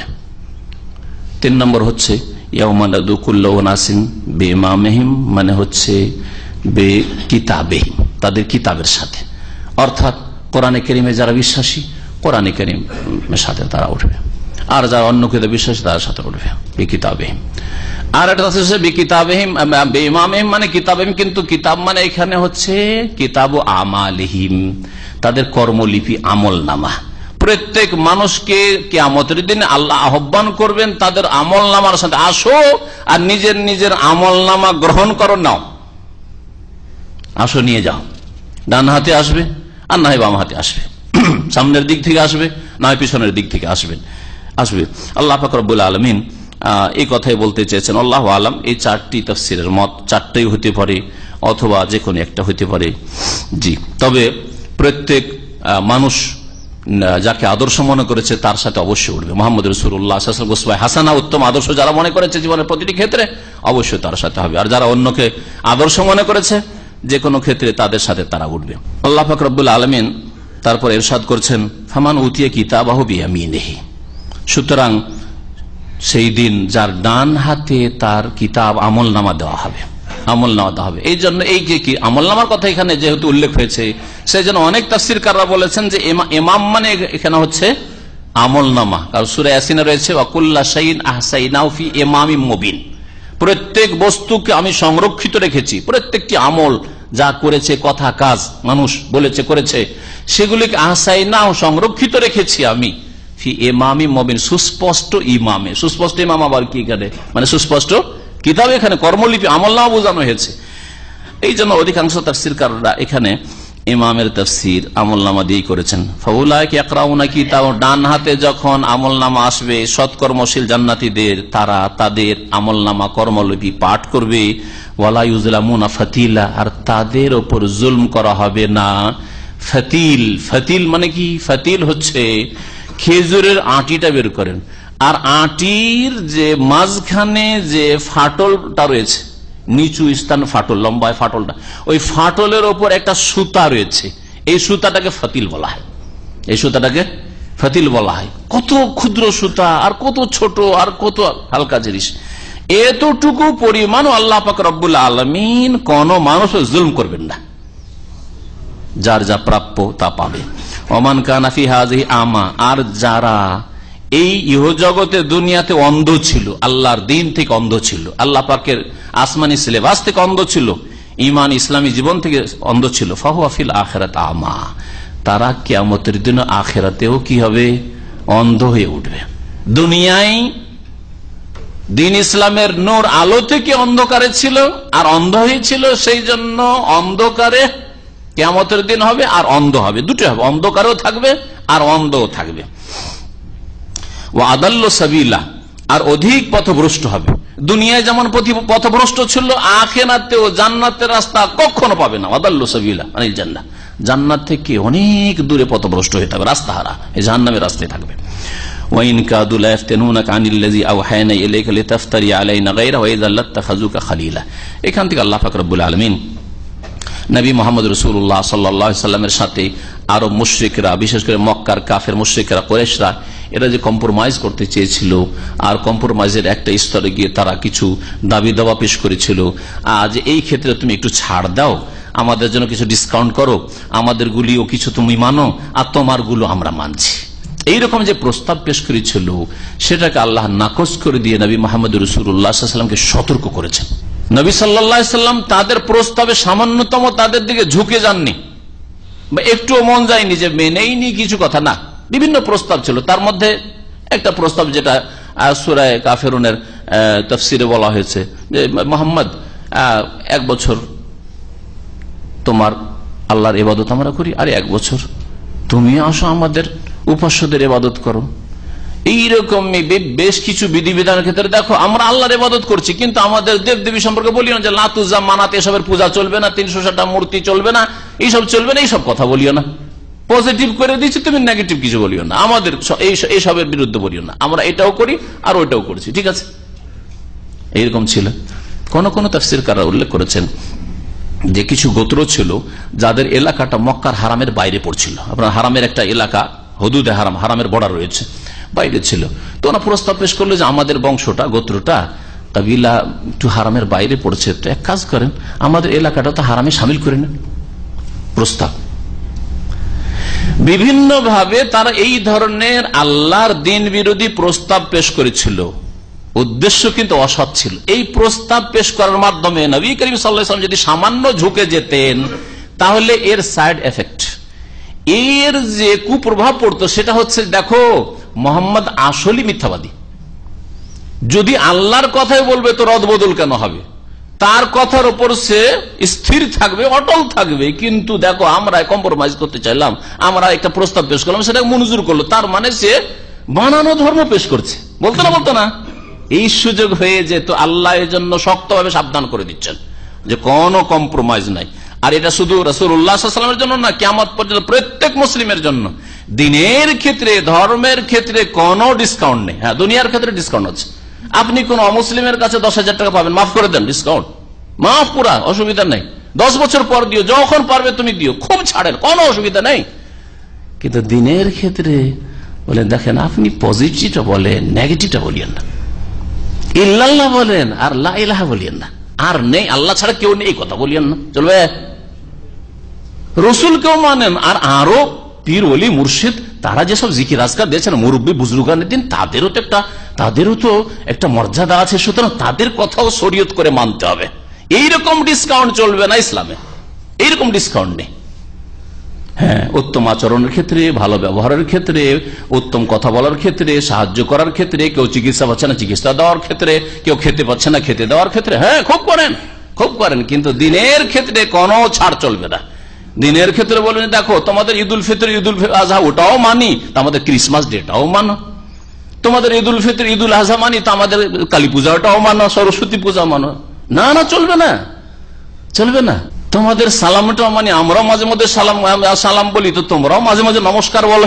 আল্লাহ পাক রব্বুল বলছেন ওয়াইন কাদুলা ইয়াফতিনুনাকা, হে নবী মুহাম্মদ সাল্লাল্লাহু আলাইহি ওয়াসাল্লাম, সম্ভাবনা ছিল যে তোমাকে ফিতনায় ফেলে দিবে। কাছাকাছি অর্থ করলাম, ফিতনা শব্দ আল্লাহ ব্যবহার করছে। তোমাকে পদচ্যুত করবে, তোমার আপন জায়গা থেকে সরিয়ে ফেলবে। কি জায়গা সেটা? আনিল্লাযী আওহায়না ইলাইক, ওই বিধান থেকে যা তোমার প্রতি ওহী করেছি। আমি যে ওহীর বিধান পাঠিয়েছি সে ওহীর বিধান থেকে তোমাকে দূরে সরিয়ে দিবে, ফিতনায় ফেলে দিবে। এই রকমের সম্ভাবনা ছিল। লিতাফতারি আলাইনা গায়রা, যাতে করে আমার সম্পর্কে তুমি ওহী ছাড়া অন্য কোনো কথা বল। গায়রা মানে গায়রাল ওহী, ওহী ছাড়া তোমার কিছু কল্পিত কথা তুমি বলো, আর বলার পরে তাদের সাথে একটা সন্ধি চুক্তি হয়ে যাক, কম্প্রোমাইজ হয়ে যাক, এইরকম তারা চাইছিল। খালিলা, তুমি যদি এরকমটা করতে যে ঠিক আছে তোমাদের কিছু মানলাম, আমারও কিছু মানো। হ্যাঁ, নবী করিম সাল্লাল্লাহু আলাইহি ওয়াসাল্লামের কাছে প্রস্তাব তারা রেখে চলে যান, আমাদের দেবদেবীর বিরুদ্ধে বলিও না, এসব মূর্তি পূজার বিরুদ্ধে বলিও না, তোমাকে রাজা বানিয়ে দিচ্ছি মক্কা। হ্যাঁ, তোমাকে সুশ্রী রমণীর সাথে বিবাহ করাই দিচ্ছি, তোমার জন্য জামান এলাকা মালাল কত পয়সা লাগবে, কত টাকা পয়সা সব আমরা কালেকশন করছি, করেছো না করেনি? আল্লাহ পাক বলছেন তুমি যদি তাদের কম্প্রোমাইজ মেনে নিতে, তাহলে তখন তারা কি করতো? লাত্তাখাযুকা খালি, অবশ্যই তারা তোমাকে অন্তরঙ্গ বন্ধু হিসেবে গ্রহণ করত। হ্যাঁ রে মোহাম্মদ বন্ধু, মোহাম্মদ বন্ধু। আর আজকেও শুধু আপনি শিরক বিদআতের বিরুদ্ধে বলিয়েন না, নামাজের গুরুত্ব, নামাজের ফজিলত, জিকিরের গুরুত্ব, জিকিরের ফজিলত, এই শুধু এগুলো বলেন, যেমন একদল এইগুলি করে বেড়ায় সারা পৃথিবীতে। হ্যাঁ, যদি এইগুলি বলেন তো লাত্তাখাযুকা খালি, সবাই বন্ধু। ইহুদি কোথাও ঢুকতে পারে না, অন্য কোন দল ওখানে ঢুকতে পারে না, কিন্তু ইহুদি দেশে ইসরায়েলও ঢোকা যায়। এইরকম শুধু কাজ করে, শুধু নামাজের ফজিলত আর জিকিরের ফজিলত আর আধ্যাত্মিকতার ফজিলত আর তাজকিয়া নাফসের ফজিলত এগুলি বয়ান করে, আর নেগেটিভ না না শিরক নেই, বিদআত নেই, না এটা নেই, এই সুদ নেই, ওইসব না, ওইসব বলিয়েন না আপনি। তাহলে লাত্তাখাযুকা খালি, অবশ্যই তোমাকে অন্তরঙ্গ বন্ধু হিসাবে গ্রহণ করবে। ঠিক কিনা? এরা সবার বন্ধু না, মুসলিমের বন্ধু, কাফেরের বন্ধু। ওয়ালাউলা আন সাব্বাতনাক, আল্লাহ বলছেন যে হে নবী, তোমাকে যদি আমি দৃঢ় প্রতিজ্ঞ না রাখতাম, তোমাকে আমি অটল না রাখতাম, তোমার অন্তরকে শক্ত না করে দিতাম তোমার দিনের উপর, লাকাদ কিত্তা তারকানু ইলাইহিম শাইআন কালিলা, তো সম্ভাবনা ছিল যে তুমি সামান্য তাদের দিকে ঝুঁকে পড়বে। যদি আমি তোমাকে সুদৃঢ় না করতাম, মজবুত করে না রাখতাম, তা আল্লাহ পাক মজবুত করেছেন, তাই নবী করিম সাল্লাল্লাহু সামান্যতম তাদের দিকে ঝুঁকেন। এই আয়াতের অর্থ এই কথা নয় যে নবী সাল্লাল্লাহু একটু ঝুঁকে গেছেন, বরং এর অর্থ হচ্ছে যে আল্লাহ যদি তাকে স্থির না রাখতেন, অটলতা না দান করতেন, তাহলে তিনি ঝুঁকে পড়তেন কিছু। লাকাদ কিত্তা তারকানু ইলাইহিম শাইআন কালিলা। আর এইরকম যদি তুমি করতে মুহাম্মদ, তুমি সবচেয়ে প্রিয় আমার, কিন্তু সবচেয়ে বড় শাস্তি তোমাকে দিতাম, আল্লাহ পাক বলছেন। এই আয়াতে নবী মুহাম্মদ রাসূলুল্লাহ সাল্লাল্লাহু আলাইহি ওয়াসাল্লাম যত শক্ত শাস্তির কথা শোনানো হয়েছে, আর কোন আয়াত কোরআন কারীমে নেই। ভালো করে শুনেন কি বলছেন আল্লাহ পাক, ইযান লাযাকনাকা দাইফাল হায়াত ওয়া দাইফাল মামাত। তুমি যদি এইরকম কাজটা করতে, যে তাদের দিয়ে ঝুঁকে পড়তে, আর তাদের কম্প্রোমাইজে কিছু কথা তাদের ধর্মের মেনে নিতে, আর তোমার ধর্মের কিছু ডিসকাউন্ট করে দিতে, আমার কিছু ছাড়লাম তোমাদের কিছু মানলাম, এইরকম যদি করতে, তাহলে তোমাকে অবশ্যই আসাদন করাতাম, লাযাকনা চাখাইতাম, দেফাল হায়াত, ইহ জগতের দ্বিগুণ শাস্তি। দেফুন মানে ডবল, হ্যাঁ দেফুন, আর হায়াত মানে হচ্ছে ইহ জগৎ, দুনিয়ারও দ্বিগুণ শাস্তি দিতাম, অন্য অপরাধীকে যেই শাস্তি আমি দিই দুনিয়াতে তার ডবল শাস্তি তোমাকে দিতাম। ওয়াদেফাল মামাত, আর মৃত্যুর পরে যে শাস্তি অন্য লোকের হবে, অন্য কাফের মুশরিকের আর পাপিষ্টের হবে, তার চাইতে দ্বিগুণ শাস্তি তোমাকে দিতাম। মুহাম্মদ রাসূলুল্লাহ সাল্লাল্লাহু আলাইহি ওয়াসাল্লাম, যে আল্লাহ পাকের খলিল, খলিলুল্লাহ, তাকে আল্লাহ পাক এত শক্ত ভাষায় সাবধান করছেন যে খবরদার তুমি কোন কুফরি শক্তির সাথে, কোন বাতিল শক্তির সাথে, কোন ভ্রান্ত পথের পথিকের সাথে কখনো দিনের ক্ষেত্রে, আল্লাহর ওহীর ক্ষেত্রে কম্প্রোমাইজ করবে না। সুম্মা লা তাজিদু লাকা আলাইনা নাসীরা, অতঃপর তুমি আমার বিরুদ্ধে তোমার জন্য কোনো সাহায্যকারী পেতে না। কে তোমার সাহায্য করত আমি যদি শাস্তি দিতাম? তাহলে যত বড় মানুষ, তার ছোট অপরাধ আল্লাহ পাকের নজরে তত বড়। জি, এই আয়াতটা প্রমাণ করে। আল্লাহ পাক রব্বুল তারপর ইরশাদ করেছেন, ওয়াইন কাদু লা ইস্তাফিজুনাকা মিনাল আরদ। এই আয়াতে নবী সাল্লাল্লাহু আলাইহি ওয়াসাল্লামের হিজরতের কথা বলা হয়েছে। ভালো করে মনে কোরআনে কারীমে এই আয়াতে নবী সাল্লাল্লাহু আলাইহি ওয়াসাল্লাম হিজরতের দিকে ইঙ্গিত করা হয়েছে। ওয়াইন কাদু লা ইস্তাফিজুনাকা মিনাল আরদ, আল্লাহ পাক বলছেন যে সম্ভাবনা ছিল যে তোমাকে এই মক্কার ভূমি থেকে, আরদ মানে আরদে মক্কা, মক্কার ভূমি থেকে, মক্কার জমিন থেকে তোমাকে উৎখাত করবে। ইস্তাফাজ্জা, এর আগে বললাম ইস্তাফাজ্জা মানে হালকা করে দেওয়া, হালকা করে দেওয়া মানে উৎখাত করে দেওয়া, তোমাকে তাড়িয়ে দেবে, বিতাড়িত করবে। লিইউখরিজুকা মিনহা, তোমাকে তা থেকে বের করে দেওয়ার জন্য, বহিষ্কার করার জন্য। যদি কাফের মুশরিকরা তাদের ষড়যন্ত্র করে তোমাকে যদি বের হতে বাধ্য করত, ওয়াইযান লা ইয়ালবাসুনা খিলাফাকা ইল্লা কালিলা, তাহলে তোমার বেরিয়ে যাওয়ার পরে অল্প সময় ছাড়া তারা মক্কায় অবস্থান করতে পারত না, তাদেরকে আমি ধ্বংস করে দিতাম। এই আয়াতের একটা তাফসীর হচ্ছে যে নবী করিম সাল্লাল্লাহু আলাইহি ওয়াসাল্লাম যে হিজরত করেছেন আল্লাহ পাকের নির্দেশে না কাফেররা বাধ্য করেছে? আল্লাহ পাকের নির্দেশ হচ্ছে। এই জন্য সহিহ বুখারী হাদিসে রয়েছে যে আবু বকর রাদিয়াল্লাহু তাআলা আনহুর বাড়িতে দুপুর বেলা নবী করিম সাল্লাল্লাহু আলাইহি ওয়াসাল্লাম আসলেন, আর আসার পরে বললেন যে তোমার সামনে যে মেয়ে বসে আছে, তোমার আয়েশা বসে আছে, শুনবে, এটা গোপনীয় কথা, তুমি একে সরাও। যে ইয়া রাসূলুল্লাহ, সেটা তো আপনারই পরিবার, তার মানে বিয়ে তখন হয়ে গেছিল আয়েশা রাদিয়াল্লাহু আনহার সাথে, বিয়ে হয়েছিল কিন্তু দেখা সাক্ষাৎ হয়নি, বিদায় হয়নি, যেটা বলে উঠিয়ে দাও, আমাদের দেশে বলে বিদায় দাও। তো আমি আছি আর আপনার আহাল, আপনার পরিবার রয়েছে, আর তো কেউ নেই, গোপনীয় কথা, অসুবিধা নেই। ফাইনাল্লাহ আযিনা লি বিররাহিল, আল্লাহ পাক আমাকে এখান থেকে চলে যেতে বলছেন, প্রস্থান করতে বলছেন, মক্কা থেকে আমাকে চলে যেতে বলছেন, হিজরত করতে বলছেন। আবু বকর রাদিয়াল্লাহু আনহু, ইয়া রাসূলুল্লাহ, দুটো উট আমি তৈরি করে রেখেছি, একটা আপনার জন্য বাহন হবে, একটা আমার জন্য হবে, আপনি এটা সাদরে গ্রহণ করেন। তো যাই হোক, হিজরতের ঘটনার দিকে যাচ্ছি না। নবী করিম সাল্লাল্লাহু আলাইহি ওয়াসাল্লাম তাহলে আল্লাহর নির্দেশে হিজরত করেছেন, তাই না? আল্লাহ অনুমতি দিয়েছেন, তখন হিজরত করেছেন। সাহাবায়ে কেরামদের ক্ষেত্রে নবী সাল্লাল্লাহু আলাইহি ওয়াসাল্লাম অনুমতি দিয়েছেন, যাও তোমরা হাবাশা আবেসিনিয়া হিজরত করে চলে যাও। অনেক সাহাবায়ে কেরাম প্রথম হিজরতে আবেসিনিয়া চলে গেছেন, নাজাশী বাদশার এলাকায়, সেখানে সুরক্ষিত স্থানে পৌঁছে গেছেন তারা তখনকার মতো। পরে তারা মদিনায় হিজরত করে এসেছেন। কিন্তু রাসূলুল্লাহ সাল্লাল্লাহু আলাইহি ওয়াসাল্লাম কিন্তু কষ্ট হইলেও আর জুলম অত্যাচার চললেও তিনি আল্লাহ পাকের আদেশের অপেক্ষায় থেকেছেন, নির্দেশ হয়েছে, তারপর হিজরত করেছেন। আর যদি কাফের মুশরিকরা ষড়যন্ত্র করে বাধ্য করত যে তোকে আর রাখবো না, এক্ষুনি বেরিয়ে যা, এইরকম করে যদি বের করতো, আল্লাহ বলছেন তাহলে তারপরে আমি ওদের কাউকে রাখতাম না, সাথে সাথে আযাব নামিয়ে দিতাম, কারণ নবী বেরিয়ে গেছে, সবকে ধ্বংস করে দিতাম। ওমা কুন্না মুআযযিবিন ওয়া মা কানা আল্লাহু লিয়ুআযযিবাহুম ওয়া মা কানা আল্লাহু লিয়াযিবা ওয়া আনতা ফীহিম। হে নবী, তুমি যেই শহরে রয়েছো, যেখানে যতক্ষণ রয়েছো, অতক্ষণ আল্লাহ ওই জাতিকে শাস্তি দেবেন না, ধ্বংস করবেন না, কোরআনের একটি আয়াত। তো নবী বেরিয়ে গেলে এদেরকে আমি ধ্বংস করে দেব। ওয়াইযা লা ইয়ালবাসুনা খিলাফাকা ইল্লা কালিল, একটি তাফসীর। আর একটা তাফসীর হচ্ছে যে না, নবী করিম সাল্লাল্লাহু আলাইহি ওয়াসাল্লাম হিজরত করেছেন আল্লাহ পাকের নির্দেশেই, তবে তারা যে ষড়যন্ত্র করেছিল মেরে ফেলার, সেই রাত্রে তো তারা মারতো, বিভিন্ন গোত্রের প্রতিনিধি প্রস্তুত করেছিল আর ঘেরাও করেছিল বাড়িকে, যে মারবো আজকে। আল্লাহ পাক রব্বুল আলামিন বের করে সহিহ সালামত নিয়ে গেলেন রাসূলুল্লাহ সাল্লাল্লাহু আলাইহি ওয়াসাল্লামকে। আল্লাহ পাক বলছেন যে তোমাকে এরা বের করে দেওয়ার জন্য যে ষড়যন্ত্র করেছিল, মনে রাখো যে তোমার বেরিয়ে যাওয়ার পরে এরা মক্কায় কয়দিন থাকলো? আর মাত্র 2 বছর 1.5 বছর হয়েছে বদরের যুদ্ধ সংগঠিত হইল। আর বদরের যুদ্ধে এদের যতগুলি বড় নেতা ছিল সবগুলি প্রায় জাহান্নামে পৌঁছিল, ধ্বংস হলো। 70 জন নিহত, আর 70 জনকে বেঁধে নিয়ে আসা হইল। কত বড় লাঞ্ছনা তাদের জন্য। ওয়াইযা লা ইয়ালবাসুনা খিলাফাকা ইল্লা কালিল, তোমাকে মক্কা থেকে বের করে দেওয়ার পরে অল্প সময় তারা অবস্থান করতে পারবে। আর তারপরে যদি খুব বেশি ধরেন তো 8ম হিজরি পর্যন্ত, মক্কা বিজয় পর্যন্ত মাত্র 8 বছর। 8 বছরের মধ্যে একটা বিশাল বিপ্লব, এত বড় বিপ্লব মানব জাতির ইতিহাসে এরকম বিপ্লব দেখা যায় না কোনো সময়। মুহাম্মদ রাসূলুল্লাহ সাল্লাল্লাহু আলাইহি ওয়াসাল্লামের মাধ্যমে আল্লাহ পাক যে বিপ্লব ঘটিয়েছেন।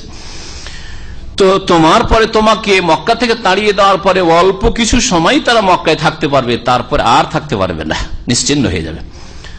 আর এটা হচ্ছে আল্লাহ পাকের নীতিমালা যুগে যুগে।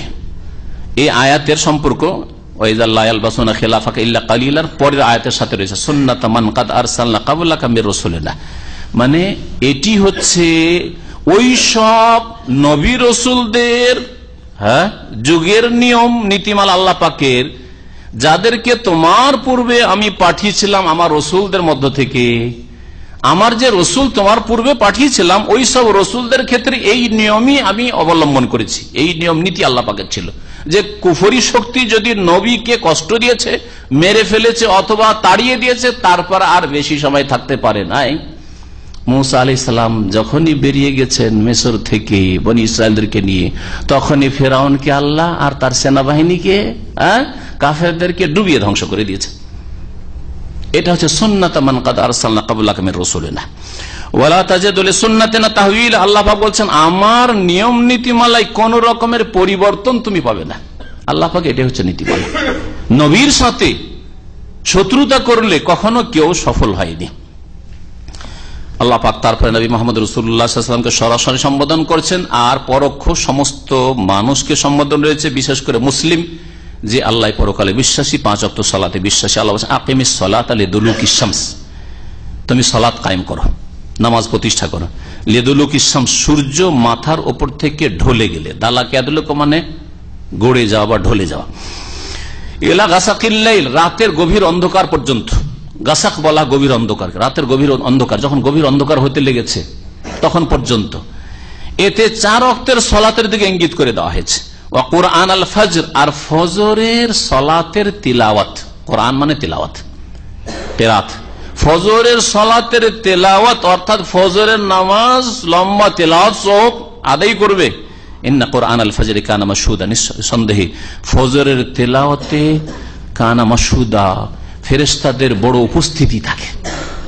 2 দল ফেরেশতা, রাতের ডিউটি করা ফেরেশতা যারা এখন চলে যাবে ফজরের ডিউটি শেষ করে, আর দিনে যারা সারাদিন ডিউটি, আসর পর্যন্ত ডিউটি করার জন্য সব ফেরেশতারা আসবেন, তারা মাশহুদ তাশহাদুল মালায়েকা। এই 2 দল ফেরেশতা সেখানে উপস্থিত থাকেন, এই জন্য মাশহুদ বলা হয়েছে।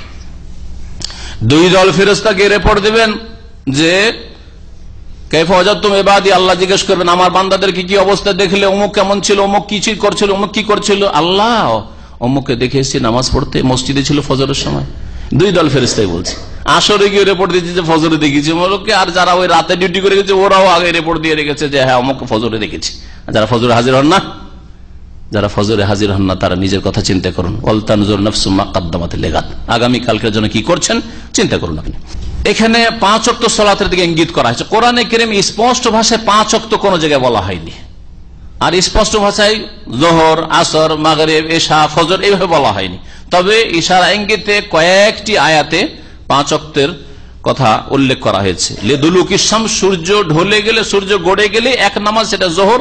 আর সূর্য ঢলে যাওয়ার পরে যখন কাঠি পরিমাণ হয়ে যাবে ছায়া, তখন আরেকটি নামাজ, সেটা হচ্ছে আসরের নামাজ, যোহর আসর। দিন থাকতে থাকে, সূর্য থাকতে থাকে, এই 2 ওয়াক্ত নামাজ। আর এলাকাসাকে রাতের গভীর অন্ধকার পর্যন্ত, সূর্য ডুবে গেলে অন্ধকার এখন শুরু হবে, তার আগে আগে এক নামাজ মাগরিবের নামাজ। আর যখন গভীর অন্ধকার হয়ে গেল তখন এশার সালাত, এই 4 ওয়াক্ত সালাত বোঝানো হয়েছে 2 করে। কোরআন আল ফজর বলে ফজরের সালাত বোঝানো। সুতরাং 5 ওয়াক্ত সালাত ফরজ। এবং কোরআনে কারীম বোঝার জন্য, কোরআনে কারীমের প্রতি আমল করার জন্য, কোরআনে কারীমের বাস্তবায়নের জন্য হাদিস আবশ্যক। হাদিস ছাড়া কোন মানুষ কোরআনে কারীমের প্রতি আমল করতে পারবে না। আর নবী করিম সাল্লাল্লাহু আলাইহি ওয়াসাল্লাম মেরাজ থেকে 5 সালাওয়াত, 5 ওয়াক্ত সালাত নিয়ে এসেছেন। আল্লাহ পাক রব্বুল আলামিন যেন আমাদেরকে হেদায়েতের পথে রাখেন। এই ক্ষেত্রে আহলে কোরআন বলে একটি ফিরকা, বাতিল ফিরকা গুমরাহ হয়েছে ভারত, বাংলাদেশ, পাকিস্তানে। সাবধান তাদের থেকে, তারা হাদিসকে অস্বীকার করে আর বলে কোরআনই যথেষ্ট। কোরআন কখনো যথেষ্ট, যে যারা এই কথা বলবে তারা কুফরি ছাড়ার কিছু করবে না। কারণ বহু হারাম জিনিস রয়েছে যেগুলো কোরআনে উল্লেখিত হয়নি, কিন্তু একই রকম ভাবে হারাম করা হয়েছে রাসূলুল্লাহ সাল্লাল্লাহু আলাইহি ওয়াসাল্লামের হাদিস দ্বারা। এইরকম ফরজ ওয়াজিবের ক্ষেত্রে অমিনাল লাইল ফাতাহাজ্জাদ বিহি, আল্লাহ পাক বলছেন যে রাতের কিছু অংশে হে নবী মুহাম্মদ সাল্লাল্লাহু আলাইহি ওয়াসাল্লাম তুমি তাহাজ্জুদ পড়ো।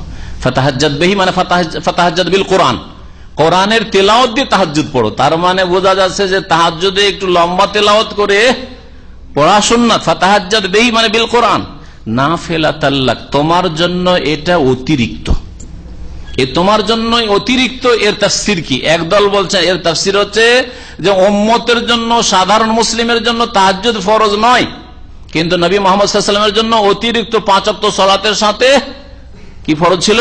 তাহাজ্জুদ ফরজ ছিল। কিন্তু সমস্ত উলামা এই ক্ষেত্রে একমত নয়। আর একদল উলামারা বলছেন না, নাফিলাতাল লাক মানে তোমার জন্য এটা নফল হিসাবে উল্লেখ করেছে, নাফিল তোমার জন্য নফল, আর নবীর উম্মতের জন্য নফল। তবে নবী করিম সাল্লাল্লাহু আলাইহি ওয়াসাল্লাম কখনো তাহাজ্জুদ ছাড়তেন না। কারণ তিনি বলতেন আফালা আকুন আবদান শাকুর, আমি কি আল্লাহ পাকের শুকরগুজার বান্দা হব না? আল্লাহ পাকের শুকরিয়ার দাবি হচ্ছে যে আপনার কাজে কর্মে আল্লাহর যখন নিয়ামত আপনার উপর বড়, আল্লাহর অনুগ্রহ আপনার উপর অনেক বেশি, তখন আপনার শুকরিয়ার পরিমাণও অনেক বেশি হওয়া উচিত। নবী করিম সাল্লাল্লাহু আলাইহি ওয়াসাল্লাম এর উপর আমল করে দীর্ঘ লম্বা তাহাজ্জুদ পড়তেন, পা ফুলে যেত, পা ফেটে যেত। এই হাদিসগুলি রাসূলুল্লাহ সাল্লাল্লাহু আলাইহি ওয়াসাল্লামের সাহাবায়ে কেরাম বর্ণনা করেছেন। আসা আন ইয়াবআসাকা রাব্বুকা মাকামান মাহমুদা, আশা করা যায়। আশা মানে আশা করা যায় বাংলায়, আরবিতে যেটা আশা তার মানে হচ্ছে আশা করা যায়। আর আল্লাহ পাক যদি বলে আশা করা যায় মানে নিশ্চিত। আশা করা যায় কি, আন ইয়াবআসাকা রাব্বুকা, তোমার প্রতিপালক তোমাকে পাঠিয়ে দেবেন, পৌঁছিয়ে দেবেন মাকামান মাহমুদা, প্রশংসিত স্থানে। তুমি যদি তাহাজ্জুদ পড়ো 5 ওয়াক্ত সালাতের সাথে, আল্লাহ পাক তোমাকে কি করবেন? প্রশংসিত স্থানে পৌঁছে দেবেন। প্রশংসিত স্থান কি?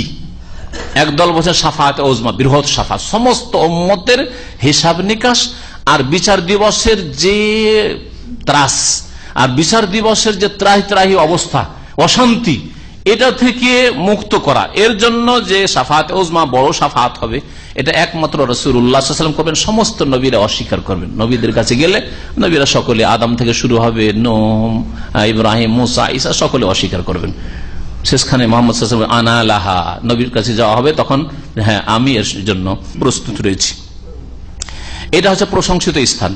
আর প্রশংসিত স্থান এই শাফাতের জন্য নবী সাল্লাল্লাহু আলাইহি ওয়াসাল্লাম সিজদায় পড়ে যাবেন, আল্লাহর কাছে সুপারিশ করতে থাকবেন, সেটাকেও কেউ কেউ বুঝিয়েছেন। প্রশংসিত স্থান মানে আল্লাহ পাক আখিরাতে নবী সাল্লাল্লাহু আলাইহি ওয়াসাল্লামকে এমন উঁচু মর্যাদা দিবেন যেটা লা ইয়ামবাগি লিআবদিন ইল্লা একজন বান্দাকে, লা ইয়ামবাগি ইল্লা লিআবদিন মিন ইবাদিল্লাহ, আল্লাহর এক বান্দার জন্য সেটা সমীচীন হবে, সেই স্থান বা সেই মর্যাদা উপযোগী হবে। ওয়া আরজু আন আকুনা হুয়া, নবী সাল্লাল্লাহু আলাইহি ওয়াসাল্লাম আশা করি যে সেটা আমাকে আল্লাহ দান করবেন। প্রশংসিত স্থান, এগুলো হচ্ছে সহিহ তাফসীর। আর প্রশংসিত স্থানের আরেকটা বিদাতি তাফসীর, বরং শিরকের গন্ধ রয়েছে, সেটা হচ্ছে আল্লাহ পাক কিয়ামতের দিনে নবী মুহাম্মদ সাল্লাল্লাহু আলাইহি ওয়াসাল্লামকে তার আরশ কুরসিতে বসিয়ে দেবেন। এটা কোন কিতাবে আছে জানেন কি? এইটাই। ওই ভাইরা বলল, আমি কিন্তু বলিনি, আমার উপর দোষ চাইবেন না। আল্লাহ পাক রব্বুল আলামিন তারপর ইরশাদ করছেন, ওয়াকুর রব্বি আদখিলনি মুদখালা সিদক ওয়া আখরিজনি মুখরাজা সিদক। নবী মুহাম্মদ সাল্লাল্লাহু আলাইহি ওয়াসাল্লামকে যখন হিজরতের নির্দেশ হলো, তখন এই আয়াত নাযিল হলো। আর নবীকে বলা হলো যে তুমি এইভাবে দোয়া করো, মক্কা থেকে আল্লাহ তুমি ভালোভাবে কল্যাণের সাথে আমাকে বের করো, আর মদিনায় তুমি আমাকে প্রবেশ করো কল্যাণের সাথে। আল্লাহ পাক বলছেন, ওয়াকুল, হে নবী তুমি বলো, রব্বি আদখিলনি, আল্লাহ তুমি আমাকে দাখিল করো, প্রবেশ করাও, মুদখালা সিদকিন। সিদকিন মানে তো সত্য হয়, কিন্তু এখানে ভাব অর্থ হচ্ছে খাইরিন, কল্যাণ। কল্যাণের সাথে আমাকে প্রবেশ করাও, মঙ্গলের সাথে প্রবেশ করাও। ওয়া আখরিজনি মুখরাজা সিদক, আর আমাকে মক্কা থেকে বের করো মুখরাজা সিদক, কল্যাণের সাথে, সার্বিক কল্যাণের সাথে। অর্থাৎ মক্কা থেকে আমার বেরিয়ে যাওয়াটা, নির্বাসিত হওয়াটাও যেন কল্যাণ করা হয় আমার জন্য আর মানব জাতির জন্য। মদিনা যাওয়া আর হইল, মদিনা গিয়ে আলহামদুলিল্লাহ ইসলামিক স্টেট কায়েম হলো, ইসলামের সার্বিক ক্ষেত্রে ধীরে ধীরে বাস্তবায়ন শুরু হলো, আর আহকাম বিধিবিধানের আয়া দণ্ডবিধান নাজেল হওয়া শুরু হলো, তার বাস্তবায়ন শুরু হইলো ইত্যাদি, জিহাদ ফি সাবিলিল্লাহ শুরু হইলো। আল্লাহ পাক রব্বুল আলামিন তারপর ইরশাদ করছেন যে আরো দোয়াতে বলো, ওয়াজআললি মিন লাদুনকা সুলতানান নাসিরা, আর আমার জন্য হে আল্লাহ তোমার পক্ষ থেকে সাহায্যকারী ক্ষমতা তৈরি করে দাও। অর্থাৎ সাহায্যকারী তুমি এমন সাথী সঙ্গী দিয়ে দাও যেটা আমার ক্ষমতা হয়, অথবা সাহায্যকারী যে কোন ক্ষমতা, আল্লাহ প্রদত্ত ক্ষমতা আল্লাহ তুমি আমাকে দান করো। ওয়াকুল, এবং এই কথাও বলো, যা আল হক ওয়া জাহাকাল বাতিল, সত্য আগত হয়েছে, ওয়া জাহাকাল বাতিল, বাতিল নিশ্চিহ্ন হবে। সত্য আসলে বাতিল, মিথ্যা নিশ্চিহ্ন হয়। এটা হচ্ছে বাতিলের প্রকৃতি। ইন্নাল বাতিলা কানা জাহুকা, নিঃসন্দেহে বাতিল বা মিথ্যা কি হয়, কানা জাহুকা, বিলীন হওয়ার বস্তু বা নিশ্চিহ্ন হওয়ার বস্তু, কখনো থাকতে আসেনি। বাতিল কখনো থাকার জন্য আসেনি। কিন্তু আজকাল যে বাতিলের দাপট দেখছি পৃথিবীতে, এটা অনেক সময় মানুষকে সংশয় ফেলে দেয়। সংশয় এই জন্য যে আমরা আসল বিষয়টা বুঝি না। হক সত্য যদি মাঠে কাজ করে, বাতিল কখনো টিকতে পারবে না। মিথ্যা কখনো টিকতে পারবে না। কিন্তু খোলা মাঠ যদি বাতিলে পেয়ে যায়, ভ্রান্ত মতবাদে পেয়ে যায়, তাহলে তো ও ভালো জমিন পেয়ে গেছে। এই হয়েছে অবস্থা। তৌহিদের দাওয়াত ভারত উপমহাদেশে হয়নি, সহিহ সুন্নতের দাওয়াত, কোরআন এবং হাদিসের নির্ভেজাল দাওয়াত হয়নি। 800 বছর মোগলদের রাজত্ব থেকেছে, শিরকের দাওয়াত চলেছে, কবর মাজার পূজার দাওয়াত চলেছে, হলুল আর ওয়াহদাতুল ওজুদের দাওয়াত চলেছে, তাসাউরের শেখ আর ফানাফিল্লাহ, ফানাফির রসুল, ফানাফি শেখ, এগুলো হচ্ছে সুফিজমের দাওয়াত চলেছে। বাতিল খালি মাঠ পেয়েছে, তখন বিস্তার লাভ করেছে, শক্তিশালী হয়েছে, শেকড় মজবুত করে ফেলেছে। এইরকমই যে কোনো ক্ষেত্রে নিয়ে নেন, মানব রচিত বিধানের ক্ষেত্রে হক যখন মুসলিমরা মুসলিম দেশ থেকে দণ্ডবিধানকে উৎখাত করে দিয়েছে, তখন বাতিল মানব রচিত বিধান এসে দখল করে দিয়েছে। চোরের হাত কাটা নয়, 6 মাস 1 বছর জেল, খনির কেসাস নয়, খনিকে 5 বছর জেল, 10 বছর জেল, যাবজ্জীবন জেল। বাতিলে তখন দখল করে নিয়েছে ময়দানকে। কিন্তু যদি হক সত্য মাঠে কাজ করে, কখনো বাতিল টিকতে পারে না। সত্য যদি ময়দানে কাজ করে, কখনো বাতিল টিকতে পারে না। এই হচ্ছে আয়াতের অর্থ। আল্লাহ পাক রব্বুল তারপরে বলছেন কোরআনে কারীম সম্পর্কে, ওয়ানুনাজ্জিলু মিনাল কোরআন, আমি আল্লাহ কোরআনে কারীম নাজিল করে থাকি ধীরে ধীরে, মা হুয়া শিফাউন ওয়া রাহমাতুল লিল মুমিনিন, যাতে আরোগ্য রয়েছে, ওয়া রাহমাতুল লিল মুমিনিন, মুমিনদের জন্য যাতে দয়া এবং করুণা রয়েছে। কোরআনে কারীমে আল্লাহ পাক বলছেন যে শিফাও রয়েছে, আরোগ্য রয়েছে, রোগের আরোগ্য রয়েছে। কোন রোগ? অন্য আয়াত আল্লাহ বলেছেন ওয়াশিফাউ লিমা ফিস সুদূর, হৃদয়ে অন্তরে যে ব্যাধিগুলি রয়েছে, ব্যাধিগুলির শিফা, এলাজ, চিকিৎসা রয়েছে।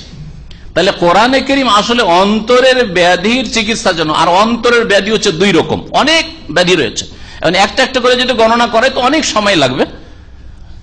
2 রকমের ব্যাধি রয়েছে, এক হচ্ছে মারাদ আর শাহওয়াত, আর আরেক হচ্ছে মারাদুস শুবহাত। এক হচ্ছে কুপ্রবৃত্তির ব্যাধি, আর এক হচ্ছে শুবহাত মানে সংশয়ের ব্যাধি। সংশয়ের ব্যাধির কারণে শিরক হয়, নাস্তিকতা হয়, কুফরি হয়, বিদআত হয়, ধর্মের নামে হয়। ধর্মকে অস্বীকার করা, নয় ধর্মের নামে তৌহিদের জায়গায় শিরিক করা, সুন্নতের জায়গায় বিদআত করা, ধর্ম নাই ধর্ম মনে করে পালন করা, এই পাপগুলি হয়ে থাকে শুবহাত, সংশয়ের ব্যাধির কারণে। এইরকম নেফাক, মুনাফিকি, কপটতা, সেটা সংশয়ের কারণে, সন্দেহের কারণে হতে পারে। আর কুপ্রবৃত্তির অনুসরণ হইতে পারে, দুনিয়ার লোভ ছাড়তে পারছে না, যার ফলে বাহ্যিক মুসলিম হয়েছে, আসলে অন্তর থেকে মুসলিম নয়। 2টো রোগ সেখানে কাজ করতে পারে। আর যতগুলি পাপ রয়েছে যেগুলি ধর্মের নামে হয় না, সেই পাপগুলি মারাদুস শাহওয়াত, সেগুলি হচ্ছে কুপ্রবৃত্তির ব্যাধি। কুপ্রবৃত্তির ব্যাধি, খুন করা। খুন কেন করে? দুনিয়ার গরজ পুরা করার জন্য, তাই না? স্বার্থে ব্যাঘাত করেছে, খুন করেছে। রাস্তায় তার বাধা সৃষ্টি হয়েছে, এ থাকলে অসুবিধা আছে, অথবা যেটা করতে চাইছিলাম করতে দিল না, রাখবো না। এইরকম জেনা, ব্যভিচার, শাহওয়াত, কুপ্রবৃত্তির অনুসরণ, এইরকমই সুদ খাওয়া, ঘুষ খাওয়া, হারাম খাওয়া, বেইমানি করা, আত্মসাৎ করা, জুলুম করা, মারধর, এই ইত্যাদি যত রকমের পাপ রয়েছে। নামাজ ছাড়া, মুসলিম নামাজ পড়ে না, অথচ জিজ্ঞেস করে নামাজ ফরজ কি ফরজ না? হ্যাঁ অবশ্যই ফরজ, পারছি না, পড়বো, দোয়া করিও। কি বলবেন? ওর মধ্যে কি রয়েছে, কি রোগ রয়েছে? ওর অন্তরে মারজুসা, কুপ্রবৃত্তির ব্যাধি রয়েছে।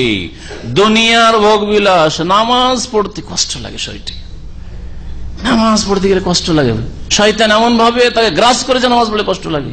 ঘুম ছেড়ে ফজরে যেতে খুব কষ্ট লাগে। নামাজ 4 ওয়াক্ত পড়তে পারি, ফজর পারি না, কারণ মারজুস শাহওয়াত, তার অন্তরে কুপ্রবৃত্তির ব্যাধি হয়ে গেছে, রোগ হয়ে গেছে, রোগাক্রান্ত ব্যক্তিরা।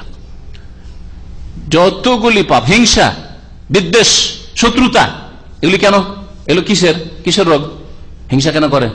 আমার থেকে বেড়ে যাবে রে, আরে ওর নাম হচ্ছে আমার নাম হইল না, ও এত পয়সা হইলো, হলো আমি কিছু হইতে পারলাম না, একই সাথে লেখাপড়া করেছি, বরং ওর চাইতে বেশি প্রভাবশালী বংশের লোক আমি, ইত্যাদি ইত্যাদি। তো এগুলিতে শাহওয়াত, কুপ্রবৃত্তি কাজ করছে। এই 2 রকমের রোগের চিকিৎসার জন্য। আর এই সব রোগ জীবিতদের মধ্যে না মৃতদের মধ্যে? মানুষ মরে যাওয়ার পরে তার কুপ্রবৃত্তি কাজ করে কি? তার সংশয় কাজ করে কি? যা ছিল নিয়ে চলে গেছে। তাহলে কোরআনে কারীম কার জন্য নাযিল হয়েছে? কার চিকিৎসার জন্য নাযিল হয়েছে? জীবিতদের চিকিৎসার জন্য নাযিল হয়েছে। লিইউনজিরা মান কান হাইয়ান ওয়া ইয়াহিক্কাল কাউলু আলাল কাফিরিন, আল্লাহ পাক সূরা ইয়াসিনে বলেছেন, জীবিতদেরকে সতর্ক সাবধান করার জন্য। আর আমাদের মুসলিম সমাজে ভারত, বাংলাদেশ, পাকিস্তানে কি করে, কোরআনের কখন প্রয়োজন পড়ে? সারা জীবন প্রয়োজন হল না, কখন কোরআনের দরকার? এখন মুমূর্ষ অবস্থা, মরে যাবে রে, ডাক ডাক ডাক, হুজুররা একটু ডাক, একটু কোরআন পড়া সূরা ইয়াসিন পড়া, এই কর ঠিক, মরে গেল। তারপরে মরে যাবে, এখন শুরু হলো 3 দিনে কোরআন পড়া, নয় কবরের কাছে কি কোরআন পড়া, নয় 10 দিনে 3 ঘন্টাও হয়, 40 করা, আর না হলে যে কোনো দিনে বছরে কোরআন পড়া, যে কোনো সময় কোরআন পড়ার বক্সা। তাহলে মরে যাওয়ার পরে কোরআনের প্রয়োজন, সারা জীবনে 80-100 বছর বাঁচলেও কোরআনের কোনো প্রয়োজন হইল না। এটা ইসলাম? ইসলাম নয়। ইসলাম হচ্ছে যে কোরআন জীবিতের জন্য, কোরআন মানুষের অন্তরের চিকিৎসার জন্য। কোরআনে কারিমে অধিক বরকতের একটা দিক হচ্ছে, আসলে আল্লাহ মানুষের অন্তরের রোগের চিকিৎসার জন্য কোরআন নাযিল করেছেন, কিন্তু এই কোরআনের বরকতের একটা দিক হচ্ছে যে এতে শরীরেরও রোগ কি হয়, রোগের নিরাময় হয় বা রোগের আরোগ্য হয়। এই জন্য নবী করিম সাল্লাল্লাহু আলাইহি ওয়াসাল্লাম নিজেকে দম করেছেন, এবং এইটাই সুন্নত তরিকা যে আপনি কোরআনী আয়াত পড়ে নিজেকে দম, যে কোনো আয়াত পড়ে, যে কোনো সূরা পড়ে, আর বিশেষভাবে সূরা ফাতিহা পড়ে, শিফা মিন কুল্লি দা, সূরা ইখলাস, ফালাক, নাস পড়ে, আর এই রকমের যেই আয়াত বা সূরাগুলিতে জিনের কথা আছে ওগুলি পড়ে জিনে ধরা ব্যক্তির ওপর, যেই আয়াতগুলিতে সেহের জাদুর কথা রয়েছে সেই আয়াতগুলি পাঠ করে জাদুগ্রস্ত ব্যক্তির ওপর যদি দম করা যায় তাহলে তাতে চিকিৎসা রয়েছে। এটা অধিক বরকতের একটা দিক কোরআনে কারীম, আল্লাহ পাক যাতে সার্বিক বরকত রেখেছে, মোবারক এই কিতাব, সেই জন্য। কিন্তু আসল উদ্দেশ্য কোরআন দিয়ে শরীরের চিকিৎসা নয়, শরীরের চিকিৎসা নয়, জিন তাড়ানো না, আর বাড়ি বন্ধ করা নয়, আর চোর ধরা নয়, যে কে চুরি করলো, হারিয়ে যাওয়া বস্তু খোঁজা নয়। এই জন্য কোরআন আল্লাহ নাযিল করেননি। কোরআন কি জন্য নাযিল করেছেন? আপনার অন্তরে যে রোগগুলি রয়েছে, যেগুলির কারণে শিরক কুফরি করছেন, কবর মাজারে যাচ্ছেন, এগুলি থেকে আপনাকে মুক্ত করা হয়, এগুলি থেকে আপনার যাতে শেফা হয়। এইরকমই যে হিংসা, বিদ্বেষ, শত্রুতা রয়েছে, অথবা নামাজে গাফিলতি রয়েছে, আরাম খাচ্ছেন, সুদ খাচ্ছেন, বেঈমানি করছেন, এইসব রোগ রয়েছে, জুলম অত্যাচার করছে, এগুলি থেকে শিফা হাসিল হবে। আর কত লোক যারা কোরআন কারীম পড়ছে, কোরআন কারীম শুনছে, কোরআন কারীমের তাফসীর শুনছে, আল্লাহ এবং রাসূলের কথা শুনছে, তারা হেদায়েতে আছে। জীবনে নামাজ পড়তো না, 5 ওয়াক্ত নামাজি। কালকে একবার টেলিফোন করেছে, আমি 5 ওয়াক্ত নামাজ পড়তাম না, এখন নিয়মিত তাহাজ্জুদ পড়ি, নিয়মিত তাহাজ্জুদ পড়ি। আশ্চর্য হয়ে যাবেন আপনি। তাহলে কোরআন কারীম এইভাবে শেফা রয়েছে, এইভাবে শেফা রয়েছে। আল্লাহ পাক রব্বুল আলামিন বলছেন যে কোরআন কারীমে শেফা রয়েছে এবং রহমত মুমিনের জন্য। শিফা কোরআন কারীমে রয়েছে কাফেরের জন্য পর্যন্ত। কাফের যদি চেষ্টা করে তো কাফেরের রোগ ভালো হবে, নাস্তিকের রোগ ভালো হবে, অন্তরের রোগ, সে মুসলিম হইতে পারবে কোরআন কারীম পড়লে, কোরআন কারীম অর্থ পড়লে, তাফসীর পড়লে আর শুনলে। রহমতের বিষয়টি যে রয়েছে, দয়া, এটা শুধু মুমিনদের জন্য।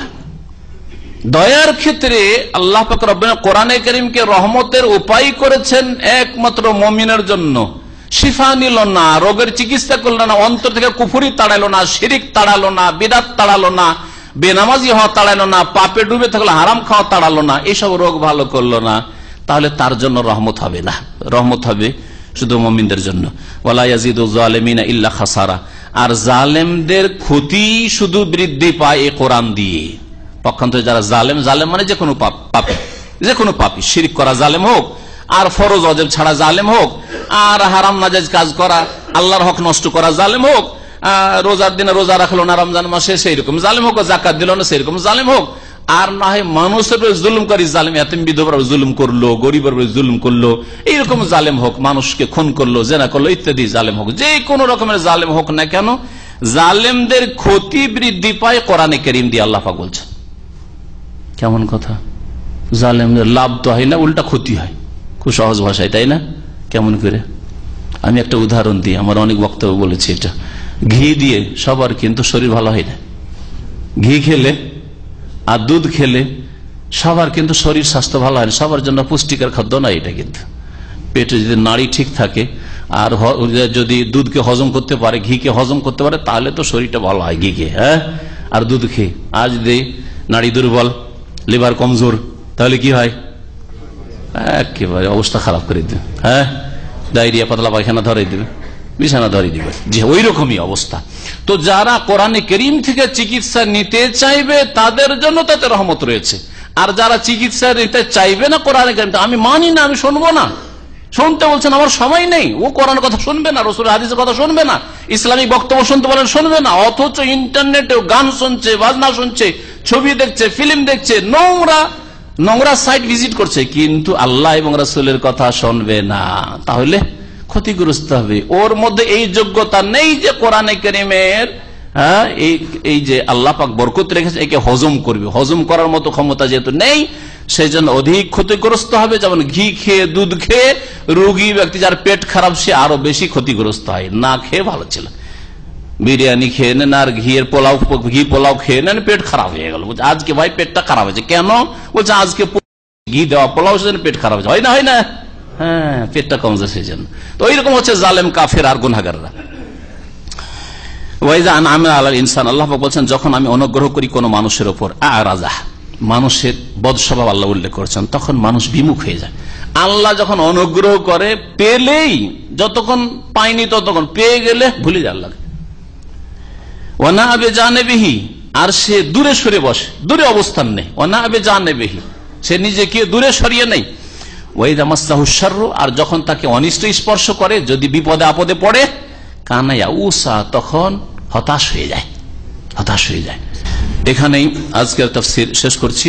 আজানের সময় হয়ে গেছে। আল্লাহ পাক রব্বুল আলামিন যেন আমাদেরকে বাকি কোরআন কারীমের তাফসীর পুরা করার তৌফিক দান করেন, আর আল্লাহ পাক রব্বুল কোরআন কারীম বুঝার এবং তা থেকে সার্বিক কল্যাণ হাসিল করার জন্য তৌফিক দান করেন। আল্লাহ আমাদের সকলকে জান্নাতুল ফিরদৌস দান করেন। ওয়া সাল্লাল্লাহু আলা নবিয়িনা মুহাম্মদ ওয়া আলা আলিহি ওয়া সাহবিহি আজমাইন।